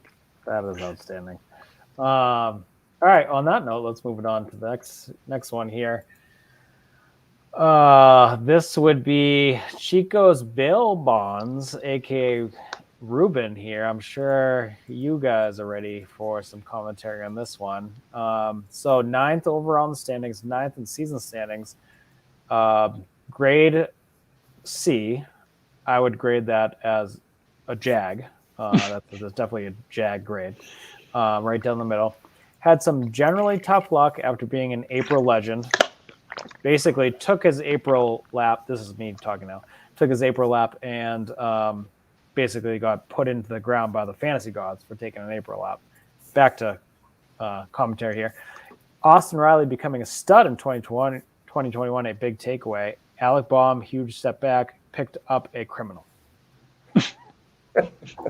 Dems, what are your thoughts on what is the grade that you would give Ruben this year? I think a C is fair, right? I think Dan was absolutely out over his skis in April, and that's fine, right? I think we appreciate a little puffing out of the chest around here when you get the chance to do it. Sometimes it's fun to do that, but the other I don't know what you're talking about. Yeah, well, listen, every dog has a day, right? It's all good. I would never toot my own horn about anything. Listen, I'm the first one to raise my hand that says it is absolutely okay to do. You can dish it out so long as you can take it when karma eventually comes around. That comes for all of us at different points, myself included. So all good there. And I think Ruben's a good sport about that, right? So Ruben, you're welcome for not letting people like Matt Austin tell you that Austin Riley shouldn't even be on a team. You're welcome for keeping you grounded in that. I'm very mad at myself that I didn't take that opportunity to buy him from you for 15 cents on the dollar, but he's a great player. Maybe he's not even a great player, but he's a very good player that has a very solid skill set that I think you can build around. So that's good. I think Ruben needs to figure out what his plan is because he's starting to get up there a little bit in age. And I think that there's opportunity here for him to reset what the course of his team is going to be, either slow rebuild, quick rebuild. He's kind of a mishmash right now when I look at that team. It's interesting to look at. I actually really I thought it was a very thoughtful trade, even if others begrudge him for it. I thought it made all the sense in the world for him to trade what he did to get Trevor Bauer. I'm not a big Tony Disco guy. I'm also not a big sex crimes guy, but I agree with you. But he has a daughter. If he's found guilty, right, he may never pitch for Ruben's team, and that's fine. Right. If he goes away to the clink, then so be it. But if this thing were to go away, I don't think he'll ever pitch for the Dodgers again. But there are someone will pick him up. Yeah, I mean, doesn't he just feel like the perfect guy to be pitching for the Reds again? No offense. I was going to say the Raiders, but they don't. They play football, so maybe the Athletics. Maybe that could be a fit. I don't know, but I think that was worth the price he paid in order to get him. I liked that move. I've always liked what Ruben has done historically when his team is out of it. He usually does a pretty good job of moving pieces that can help win now teams in order to get additional assets. I actually think that I would have liked to see even more of it from him this year. I think being a new dad may have cost him some cycles there, and that's fine. I think he just needs to figure out, is this the team that I want to roll in with, or do I want to reset it and drop the average age of my roster via my keepers by 3 years and not necessarily punt on 2022, but I don't know. I just look at a guy like Manny Machado. He's 29. He's played he's been in the league for 10 years. At some point, Machado, he's still putting up good numbers, 27 home runs, 101 RBIs, 12 stolen bases. Can't get along with his teammates out in San Diego, but I don't know. I think that he may need to hit the reset button, and again, that could be the short-term reset button. It could be the long-term reset button, but I have a trouble saying I know exactly what his strategy is. Boland, you talk for a minute, and I just want to take a look and see what trades he made. Yeah, so tough draft. He had a couple good picks, but he missed a lot, and it really hurt his playoff aspirations. Namely, it's just so ridiculous. He was like, I fucking loved that Franimal pick. It was literally the pick after Anthony Santander, and he went back to Santander because he was his guy. And this was 5 seconds after him saying, Boland went back to his guys in the second round. And it's like, well, you fucking pot kettle, dude. The Yermine trade drops at least a full letter grade, if not worse. I mean, we've talked about this before, and he's like, the Cole trade let me off the hook. No, it didn't, buddy. That was arguably just as bad as Cole value-wise, except it is just on a smaller scale. So, that's why you're off the hook. It was horrific. And I already talked about it with Steve and why he got such a good grade. It's because he used those guys. He leveraged those two pieces into players that boosted his team. And whereas if Ruben used the same mindset as Steve, he probably would have been in the playoffs because he would have acquired guys who would have gotten him to the playoffs. And that was his plan. He wanted to get in the playoffs this year. If he had used Hayes and used Sanchez to get with other pieces, he would have gotten himself into the playoffs, I think. He was on the cusp, even right. After he sold, he was still kind of right there. Right, because Schwab didn't do a thing. Right. Schwab kind of just had a pretty decent squad that's still maturing, right? As much as I talk shit about Schwab, his squad is certainly maturing, and that's why he didn't do what he did, and that's fine.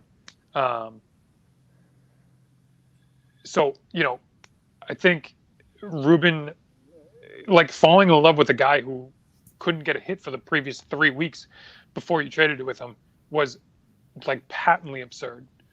I mean, Steve literally was on the brink of dropping him, and he got a treasure trove dropped in his lap for no reason. It's never going away, dude. Ruben, I'm sorry, buddy. We're never going to stop talking about that because it's so bad. I just remember that shit show of a pod where he comes in fucking like a terrorist video. Guess what, guys? No one's ever going to talk about the European Mercedes trade again. It's like, no, dude, we're still going to talk about that shit show of a trade. What else? I think I liked his Chris Bassett trade. I liked what he got back. I thought he did well. See, that's the other thing. Like, I think Ruben and this was used to be me before this year. In all honesty, he can sell. He can do a sell trade. He can acquire talent for, a better piece when it's time to sell. He doesn't know how to buy, I don't think, and he needs to figure out how to buy. And it took me a long time to figure out how to buy. Sometimes I did it well this year. I overpaid a couple times, but I also kind of put my foot in the ground a couple other times to get trade, and I still got trades done. So it's like you kind of got to know, I'm not great at it. Steve and Demps are much better traders than me, but you kind of got to know. You got to learn how to buy, and I think Ruben's in that position right now to know when it's worth paying the buyer's price, and when it's worth saying no. Like, this is my price, and I'm walking away if it's not the price. Like, you gotta. It's a fine line to walk, but you got to learn how to walk it. Last note. So I liked him. I liked him acquiring Marte. Stroh, I think, was okay. Like, he's a middle of the road kind of guy, but you don't mind him on your roster. And I think, Demps, to your point, when you were saying kind of you wish he'd sold more. I think Ruben's mindset, and I don't fault him for it, was like, I don't want to punt next year. I want to, you know what I mean? So it's like he doesn't want to give it away. He'll give away certain guys, but like he didn't want to just give away Stroman, where he easily could have, because he thinks, all right, Stroman's one of my keepers, so why am I just going to give him away? And I think Stroman's a keepable pitcher. I think he's a low-end keepable pitcher, but, in a league where we keep 60-ish starting pitchers, like, Stroman absolutely needs to be a keepable pitcher. So, I agree. I don't really blame him for not just giving him away, because I don't think the price on Stroman was gonna be much. I just don't think people are wanting to pay for Stroman at that point in time. Last point. Sorry, I didn't get my grade. 2 points. Sorry. I did a lot of prep for this. Will Steve continue to be Ruben's Pied Piper? Because I hope not. Because it's just like he fucking plays his whistle and Ruben comes running with everything. And then Ruben's trade grade for me is a D+. And it's the Yerman trade. I literally knocked it a full letter grade. I think it's a C+ otherwise. And the Yerman trade was just so bad. Demps, any retorts to those many points? I think that's a little harsh of a grade to finally land on. I agree that the Yerman trade was really bad. I mean, when you're talking like top 3 worst trades in the history of the league, I what agree. are you going to do? It's a really bad trade. It's a really bad trade. And I don't know. Maybe I just don't start on. Remember when we were talking about Haniger hitting 37 home runs this year? Yeah. I mean, listen, I think Haniger overperformed, but it's still a bad trade. I think the one thing that really kind of threw Ruben's season into a weird spot is that if you remember what Ketel Marte did last year, he was excellent. like really, really good. And Ruben made an early trade. I want to say it was like a June trade for Marte. It was actually when he got Stroman too. He took Marte, Stroman, and a ninth from Comtois for the suck bag Kevin Biggio, 3 pitching prospects, and two other picks. It's actually a really good trade for Ruben in hindsight and at the time. But in hindsight, it's a really good trade, especially if Ketel Marte could stay healthy. And he was just never really healthy this year. He's only 27. I personally think that there's a chance that he's a roids guy, but that hasn't been proven one way or another. So I'm curious to see. I think Marte could have, even if he didn't have the 2021 impact, I think Ruben got screwed a little bit in him never being healthy and right. And I wonder if next year is his bounce back year, theoretically, right? Maybe he's still got all sorts of ailments and he's never the same player. I don't know, but TBD. I imagine he bounces back. He was so good. At least to some degree. I think he's a really good hitter. Should be a useful fantasy guy. That's the point, right? When we talk about going from a 4-dimensional guy down to a 2-dimensional guy or a 3-dimensional guy, you can still be a very, very good 3, but it's so hard to. There's just so few guys that can affect categories across the board. And I think he used to be, even if he wasn't fully 4, he was like definitely runs, definitely. He didn't hurt you in average. He didn't hurt you in stolen bases. Average. He's a good hitter. Yeah, so stolen bases and puts up decent power. Yes. Mike had him a couple years ago in our championship, and I missed out on him. I wanted him desperately, and I missed an ad, and Mike jumped on it, and I still remember that. But is he going to start running again? Is he going to get healthy? That's the big question. It's between being like he's a keeper for 2022, but not beyond, and being a core piece of his team. Decisions. We shall see. We got a lot of them. That's for sure. All right, we got 3 teams left. We'll try to do 5 minutes a team here. Okay. Then we'll do. I got some quick just dynasty numbers for us, very quick, and then we'll wrap up with whatever else we got, and I'll do it. So, Grease Lightning, next team. 10th in the standings, 10th overall in season stats, C- grade from Matty Austin. Strong finish, going to have a handful of free keeper arms. I'll give my grade right now. I'll give him a B-. I really like the way he finished the season. I really like his the way he's building his core. And to be honest, even more so kind of high level, I love kind of what he was doing overall in the season, which was kind of pick his guys and stick with them, and not do what he's done in the past, which is kind of, halfway in mentally, halfway out mentally. When he was out mentally, he would make bad deals, and then all of a sudden you'd be back to kind of square one. He's starting to look like he's heading upwards. Probably not a playoff team next year, but I think he's stranger things have happened. That's true, and I think he makes weeks difficult for a lot of us. So. Especially final weeks. So what is your grade, Boland? I have him at a B+. Low expectations heading into the year. I thought he added some keepers via the draft and via trades. Franmil, maybe most obvious,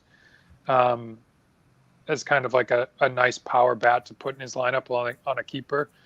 He's not a keeper on probably any of our teams, but like he's maybe a 12th on our teams, but like he's a solid keeper on a team, that's starting to come up. And like, it's nice to have that power bat. He's still pretty young.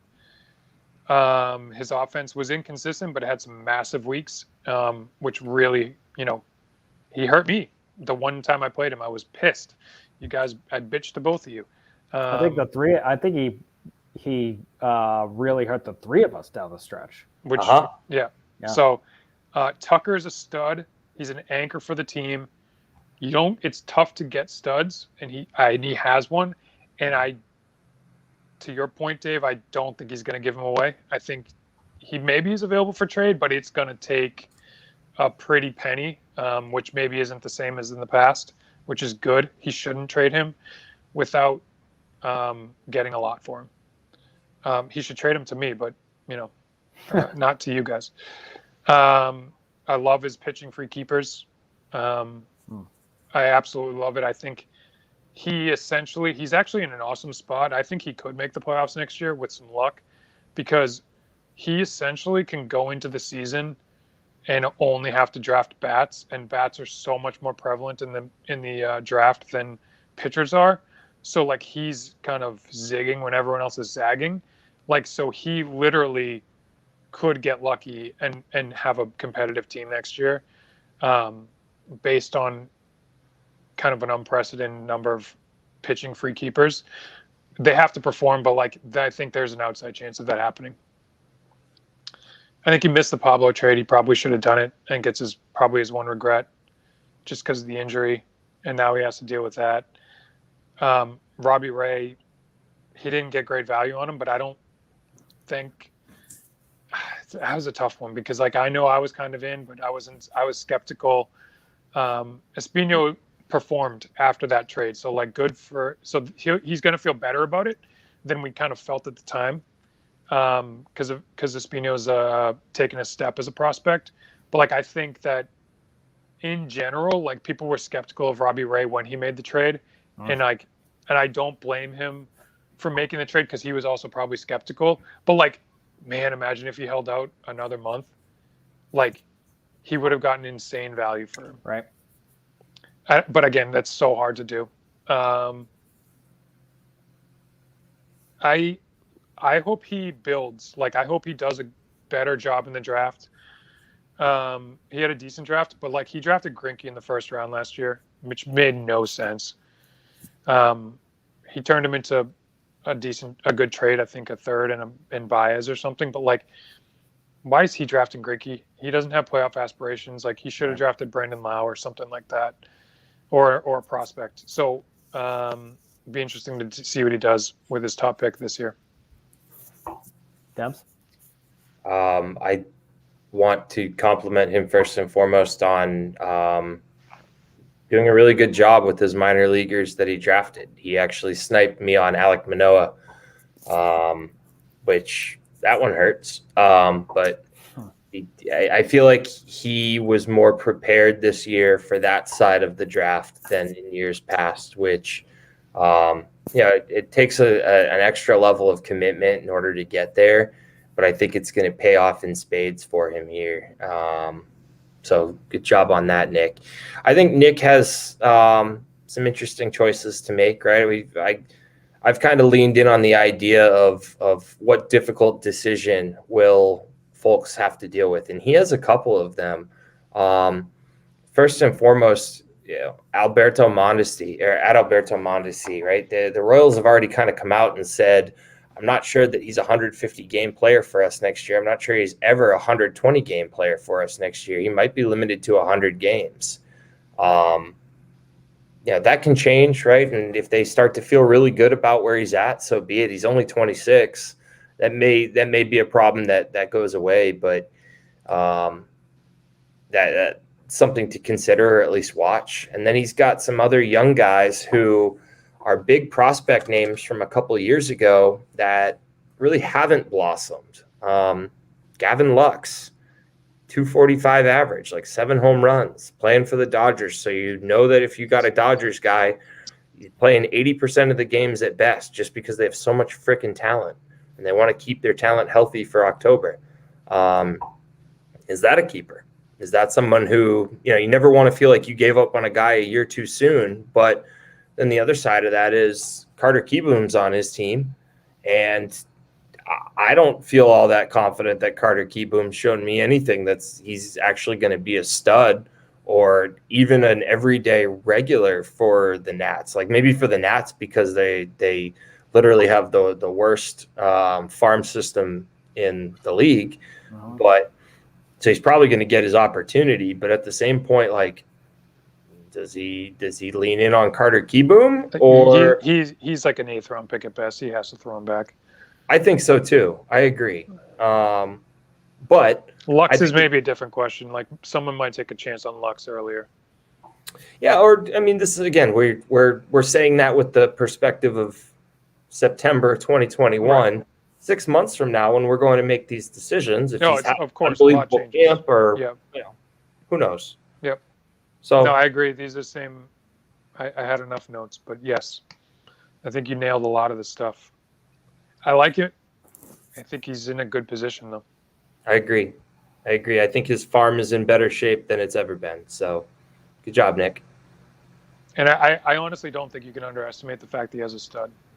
Oh, last thing. How about good on Nick for making the trade for Noah Syndergaard when he did, right? When you're a bottom 3 team, or at least a bottom 3rd team, right? Those are the trades where you do have the bandwidth to hold somebody who's going to be out for the season, but can come back next year and be a difference maker. And Syndergaard's what is he, 29? Yeah, he's 29. Like that's a great job by Nick to go out and get him for a reasonable price, take him off somebody else's roster so they don't have to deal with the dead body. And he's could be Thor again next year, man. I think it's encouraging he started today too. Like you got to feel better about that. Like not the best rehab, but like he's at the end of that rehab, and now he's it's in time to head in the off season where he can kind of have an off season, which is like I think probably mentally is going to be really good for him also. Like that's how I feel about Severino. Same way, right? You can't really underestimate the fact that he did make it back to the league, and I'm sure the Mets probably did that too. Like, give him that kind of boost. They give him. It was a couple innings, but it's like, listen, man, you worked really hard. You hit this, and I think it's a good boost for him. And like, yes, I traded away Noah, and I hope he has success on Nick's team. But like, it's exactly the trade you need to make. Agreed. Yeah, couldn't agree more. I love that deal for him. All right, so next one up is Hakuna Matata, 11th in the standings, 12th in season stats, D overall grade, and according to these comments, some promise for 2022 with Dustin May, Glasnow, and Clevenger. What is your thoughts, Dempsey? Yeah, I think he had a rough go this year, right? Like, again, I know he had greater aspirations for Luzardo. He was never in a position to factor in Sandy Alcantara into his team landscape. That's just a personal me thing, but Luzardo did not give him the season that he wanted. If anything, take solace in the fact that he ended up in Miami, right? Which good spot if you're going to go try and rehab as a young pitcher. He's only 23. I think he's still clearly a keeper for Carlo next year. Carlo ended up with Clevenger from me. I think that made all the sense in the world. Like, I think it's pretty easy to see who Carlo's keepers are going into next year. And I think Bolin hit on the fact that he has a really good farm system, really, really good farm system. I'm look at that farm, and there are some names out there that aren't as appealing to me as others, but there's more good than bad. I think with Carlo, sometimes he just gets too freaking cute in the draft.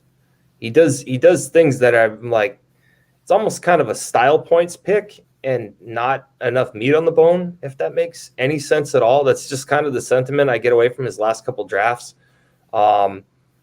I feel like if Carlo had the opportunity to, he'd draft 23 Gleyber Torreses and think he won the league with that. And it's just like kind of his kind of guy to go get. And I don't know if there's enough substance there. There's plenty of flash, but no substance. So I think he probably has to get back to basics a little bit. He's done that. When I say get back to basics, right, it starts with rebuilding your farm and going to figure out what the next version of your team is. Moncada hasn't been what he hoped Moncada would be when he traded for him, or when he got him rather. Again, more flash bang guys, right? Like Giancarlo Stanton, kind of a flash bang guy. He's had a pretty good year, but like he's actually had a very good year. I take that back. I don't know. But he didn't have a good year for most of it. Right. Yeah. No. That's, like he had a good second half, a good last month and a half. Yeah. I think Carlo has. If I just break up his team, I think he has a good idea of what he wants to do with his pitching, and I agree with the course that he's taking with his pitching. it's his hitting that I kind of look at and I say, you got some really good guys in your pipeline, but you may want to add more substance and less flash. I had Carlo at a C+. That actually might have been generous now that I'm revisiting. He started the year with playoff aspirations, I think. He was kind of one of those, borderline teams of, that 6, 7, 8, 5, 6, 7, 8 range maybe. And really, I don't think he ever got close. And then the injuries hit, so that didn't help him. Yelich, Moncada, Gleyber, Torres all took pretty big value hits this year, which in his mind were probably 3 of his best hitters. And now all 3 of your hitters, like, yikes. That's a pretty shitty thing for, pretty shitty feeling. And he had a couple good trades. He added some depth, which he kind of, I guess he had to do. But, like, how long has this rebuild been going on for? This is stage, 4 of the rebuild. This is ridiculous. So, when I'm kind of thinking about that, it can't be a C+. It probably should be much lower than that because this has gone on forever. You got to make some waves here. I think I'm interested in I think he has 7 free keepers next year, which makes absolutely no sense with the rest of his roster. You want free keepers to supplement for the most part. That's how I view them. So it'll be interesting to see what he does there because maybe because his talent is pretty barren in the major league system. He was talking up Ty France like he's not a keeper. Like in his appearance on the pod, I'm like, he's not a keeper. What are you talking about? Like, he's going to be a keeper, but he's not a keeper. So, you have 7 free keepers. Maybe he needs to just bring those old guys up and just see how they do all year and see who's his new keepers the following year. But, maybe he makes some deals because those free keepers are going to have value to supplement some guys if he wants to. I liked his trade of Altuve to Dave. I thought that was a trade that made sense for both sides. Altuve wasn't going to be in Carlos' future. And I think that the Giolito trade made sense too. I think you gave up a better pitcher that probably could have still been a part of your future if you're Carlo, but also who's with pitching, right? Health is so in the moment and then next day gone, right? That I don't hate that move at all. I like the prospects and picks that he got back. So Carlo's thinking about the right things. I think he knows that he needs to do more, and still has a lot of shuffling of his lineup and his plans to do before March. So he'll be fine. All right. Last team. Burns won at PB. 12th in standings, 11th in season stats, C+ grade from Austin. And his commentary was rebuilt starting staff in the minors. So I don't have a lot to say about Comtois. I think he underperformed, and I was optimistic early on that he was going to be competitive. And I think the theme, and I've heard this tonight a bunch, is that the theme with a lot of kind of how the season played out for especially some of these bottom feeder teams is a lot of injuries. If you didn't have depth this year, you did not succeed because everyone had injuries, some more than others. Dempsey probably top of the list there, but you had the depth to sustain that. Whereas some of these teams at the bottom had, let's say 60% of the injuries that you were dealing with probably for the first half of the year, and they just didn't have enough, talent to, keep their head above water, whereas you did. So I really think that was a common theme for some of these teams. They just didn't have, couldn't sustain the injuries. Bowen, what do you think on Comtois here? So I gave Comtois a C. He had a lot of guys decline in value this year, which was actually somewhat predictable given his team. Not completely predictable in the case of Conforto, that sucked for him. That was really a kind of kick in the nuts. He sold off pretty much everything but the floorboards. He got a lot of pieces, got some free keepers coming up. I don't know how good they are, but we don't know until it's kind of a luxury you have. I don't think he doesn't have 7 like Carly has a couple more. He just only has a couple, so it's kind of like a nice to have. How patient is he going to be is a question I have, because he needs to be. He's not close, I don't think.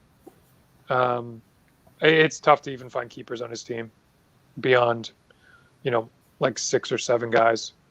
I don't know why he traded away Marte. That was kind of a weird trade.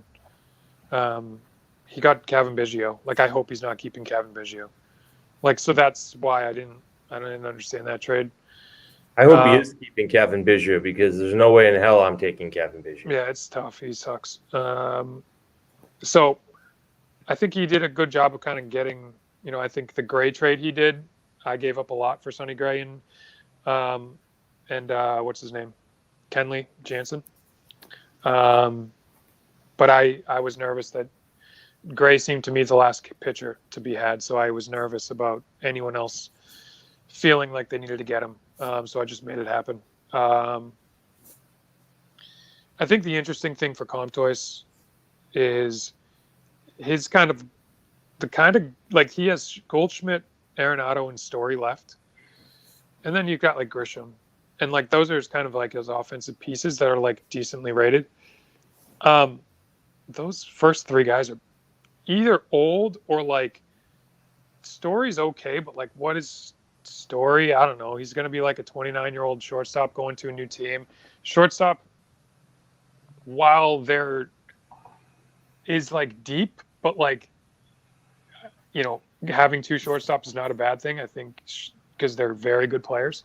But like, so it's tough for him to trade those kind of guys, and like he needs to trade them, but there's like no market for them. So that he's kind of stuck between a rock and a hard place. I think you just hit the nail on the head. You literally identified the 3 guys that I thought he should have been a little bit more aggressive in trying to trade for 100 pennies on the dollar versus him keeping them and him not really. I don't think that's the thing. I think he would have gotten not much.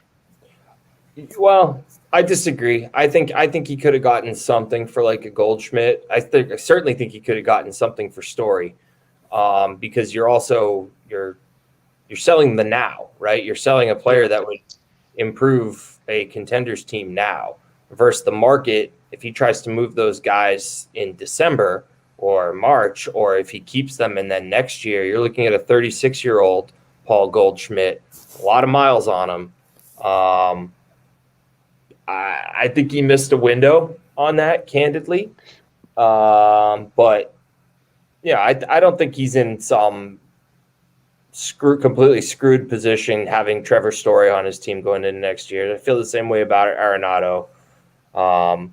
It's difficult enough with there only being 11 other owners to try and facilitate one trade, much less 3, right? But I do think he could have moved one of those guys with a preference to Goldschmidt before, and I think he would have been in a better place. I do think that of the deals that he did do,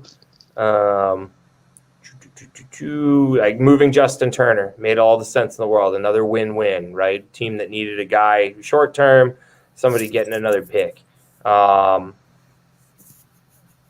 He got a pretty good return from you, Boland, on that Sonny Gray, Kenley Jansen deal. Don't hate that at all. Restock the farm.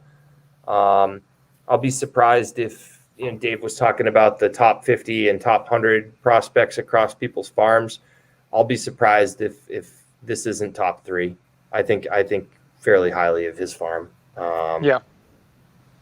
So I don't know. Long story short, there's plenty of work to do. I'm interested to see if does anybody believe in Keston Hira being able to make the jump back?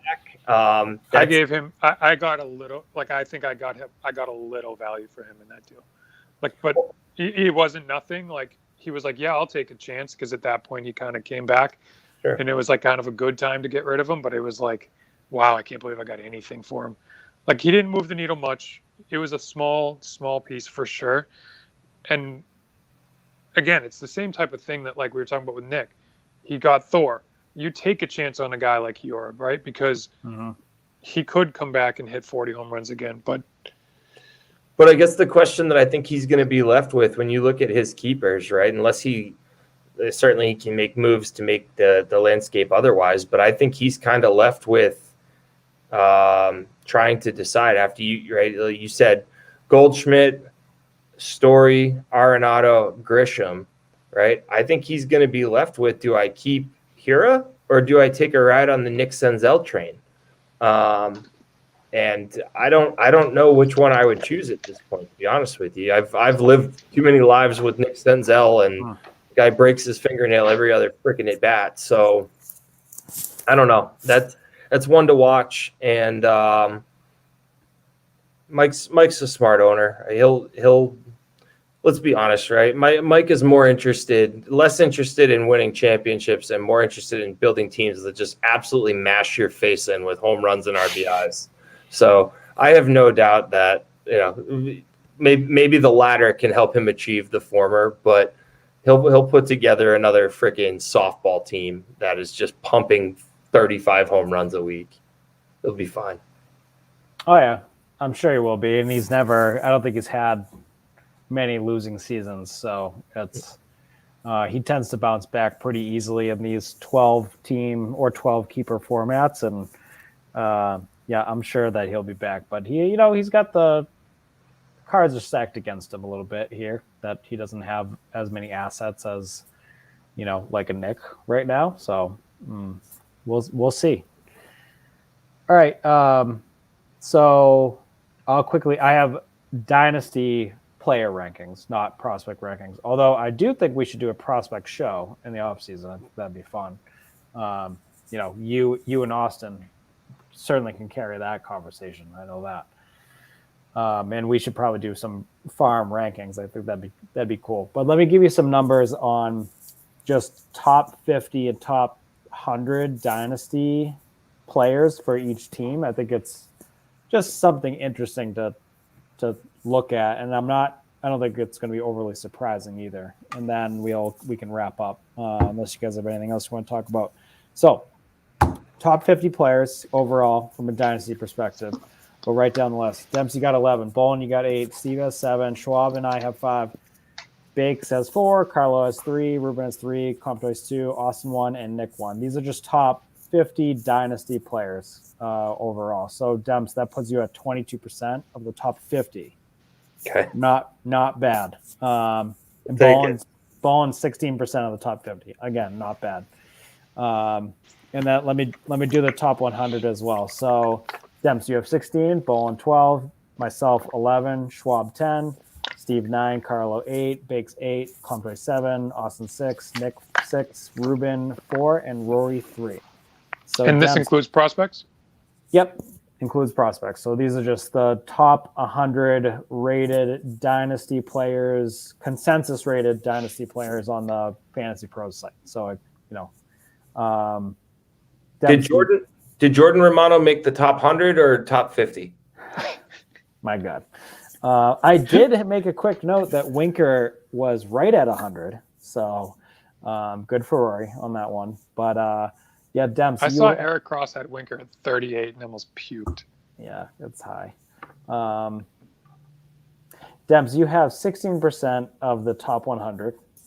And Bowen, you got 12%, and myself, I have 11%, and Schwab has 10%, Steve has 9%. So then it kind of goes down 8, 7, 6, 5, 4.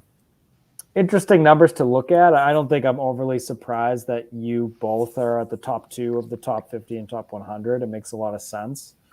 If we continue to go to top 150, which I won't, but I'll tell you that you both have the top 2 there as well. Or top 150, I should say. Demps, you have 20 of them, and Bolin, you have 16 of them. Interestingly enough, Carlo has 16 of them as well. So prospects. A lot of prospects in the. Once you get into the 100 to 150, you get a lot more prospects, right? Yeah. Sure. Whereas, it makes a lot of sense for me Like I had 5 of the top 50, but I have 11 of the top 100 because I have like those established guys that are probably between 50 and 100. So I just think that's something interesting. I'm not surprised by a lot of that. I don't know if you guys have any thoughts on it, but it's I think it just speaks to kind of the positioning for like some of these top teams in the lists moving forward are the same top teams that we're kind of talking about heading into next year as playoff teams.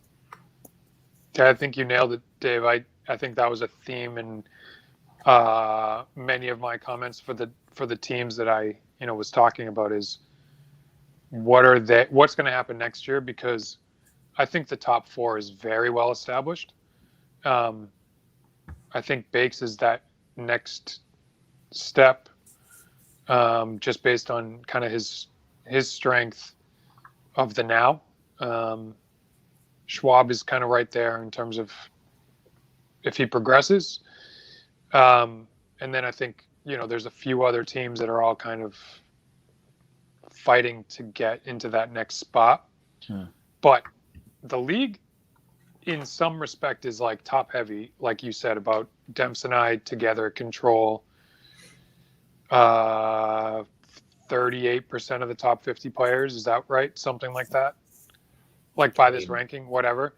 Like that's when you have studs. This is my opinion. If you have studs, you have a lot more margin for error. So, I think Demps and I are loving where we are at.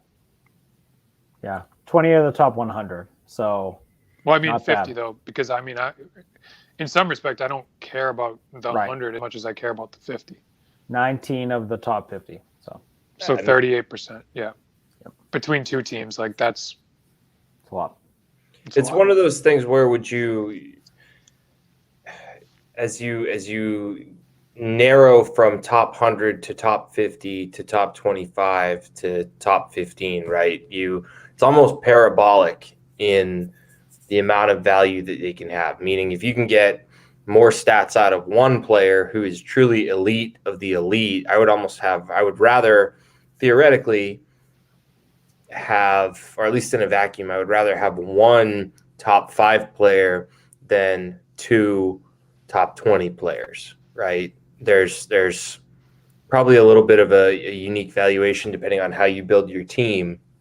But like, I come back to the fact that part of the reason why I think Boland was so dominant this year and why his team was so scary and ultimately won was because if I were to just redraft all players in MLB, Ohtani, Vlad, and Trey Turner from a fantasy perspective, I think are all top 5 picks. Yeah. At least for a 2022 season, right? We could start making arguments if you want to look 5 years out, but even then, I probably still have Ohtani and Vlad there, and it's probably those 3 Soto's in there, and I don't know who 5 would be right now. I'm too tired to think about it, but like, there's the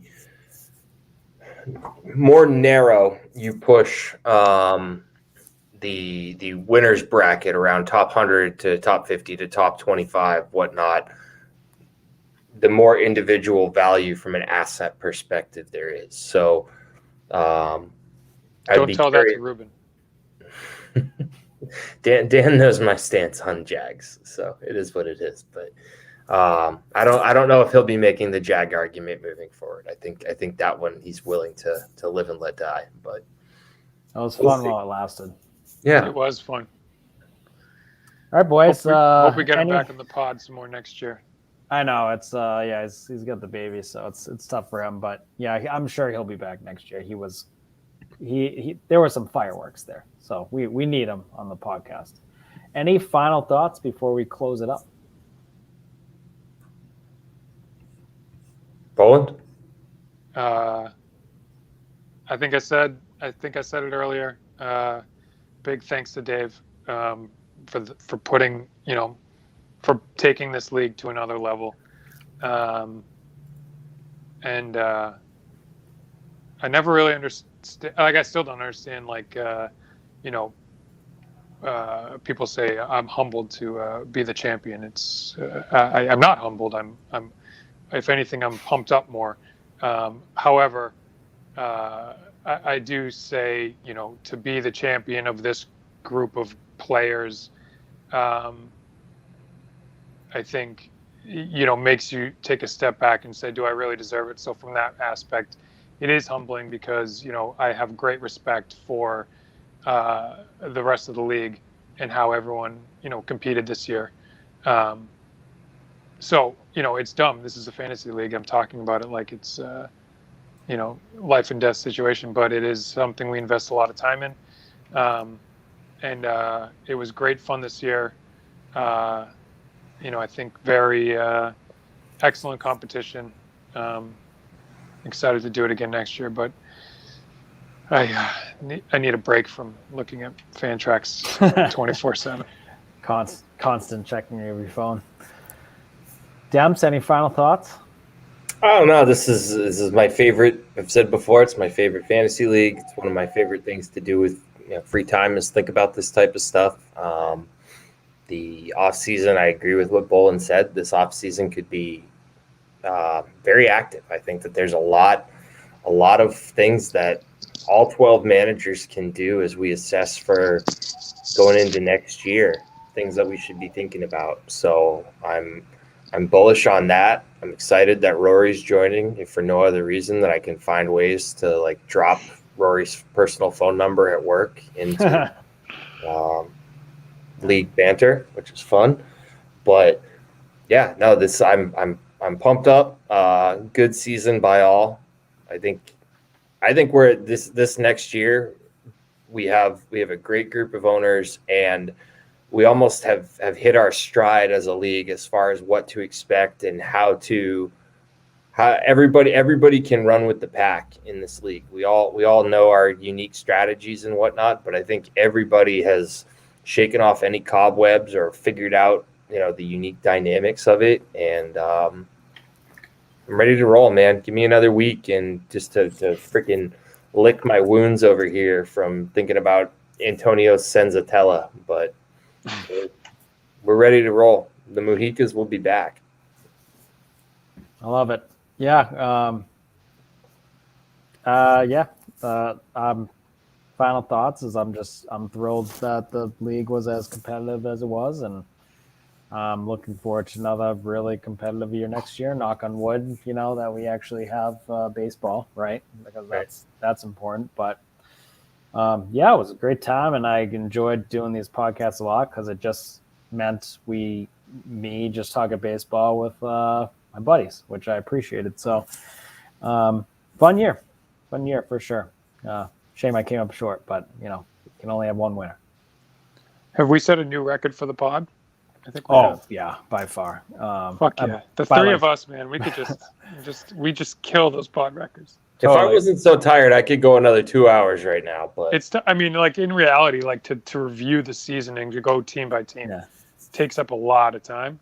And then I think you guys were stalling to some degree to get me on. For you, yeah. Which kind of didn't help. My daughter has been very good at sleeping, except tonight's the night she decides to be needed to really, shaken to sleep quite a bit. So that was rough listening to you guys stall to get me back on the pod and having to show up late. But I love setting new records on this pod length. So I'm looking forward to another one the next time we get together. Absolutely. By the time we get back the next time we get back together, it'll be 5 hours because we'll just be so pent up, want to talk baseball. In reality, it's it'd be great to split them into 2 nights, but who has 2 nights to give up? You know what I mean? Just bang it out. Right. And once you start, who cares how long it goes? I would like to propose for those who are in Massachusetts, perhaps a less baseball focused, but maybe an outdoor bonfire, maybe a winter meetings, if you will, before it gets too cold, whatnot. That could be a lot of fun. So I'm happy to host that as we get closer. Get some moves going. Yeah, get people thinking a little bit. I'm literally looking right now at Sandy Alcantara jerseys, and I will buy one. So awesome. Yeah. All right. Well, on that note, I'm looking forward to seeing you guys then. whatever that date is, and let's call it a season. It was a good one. So congrats to the champ. Congrats to Demps on the very successful year, and looking forward to competing against you guys next year. Thanks, Dave. Thanks, Dave. Alejandro Kirk can suck it. See ya. Mujica's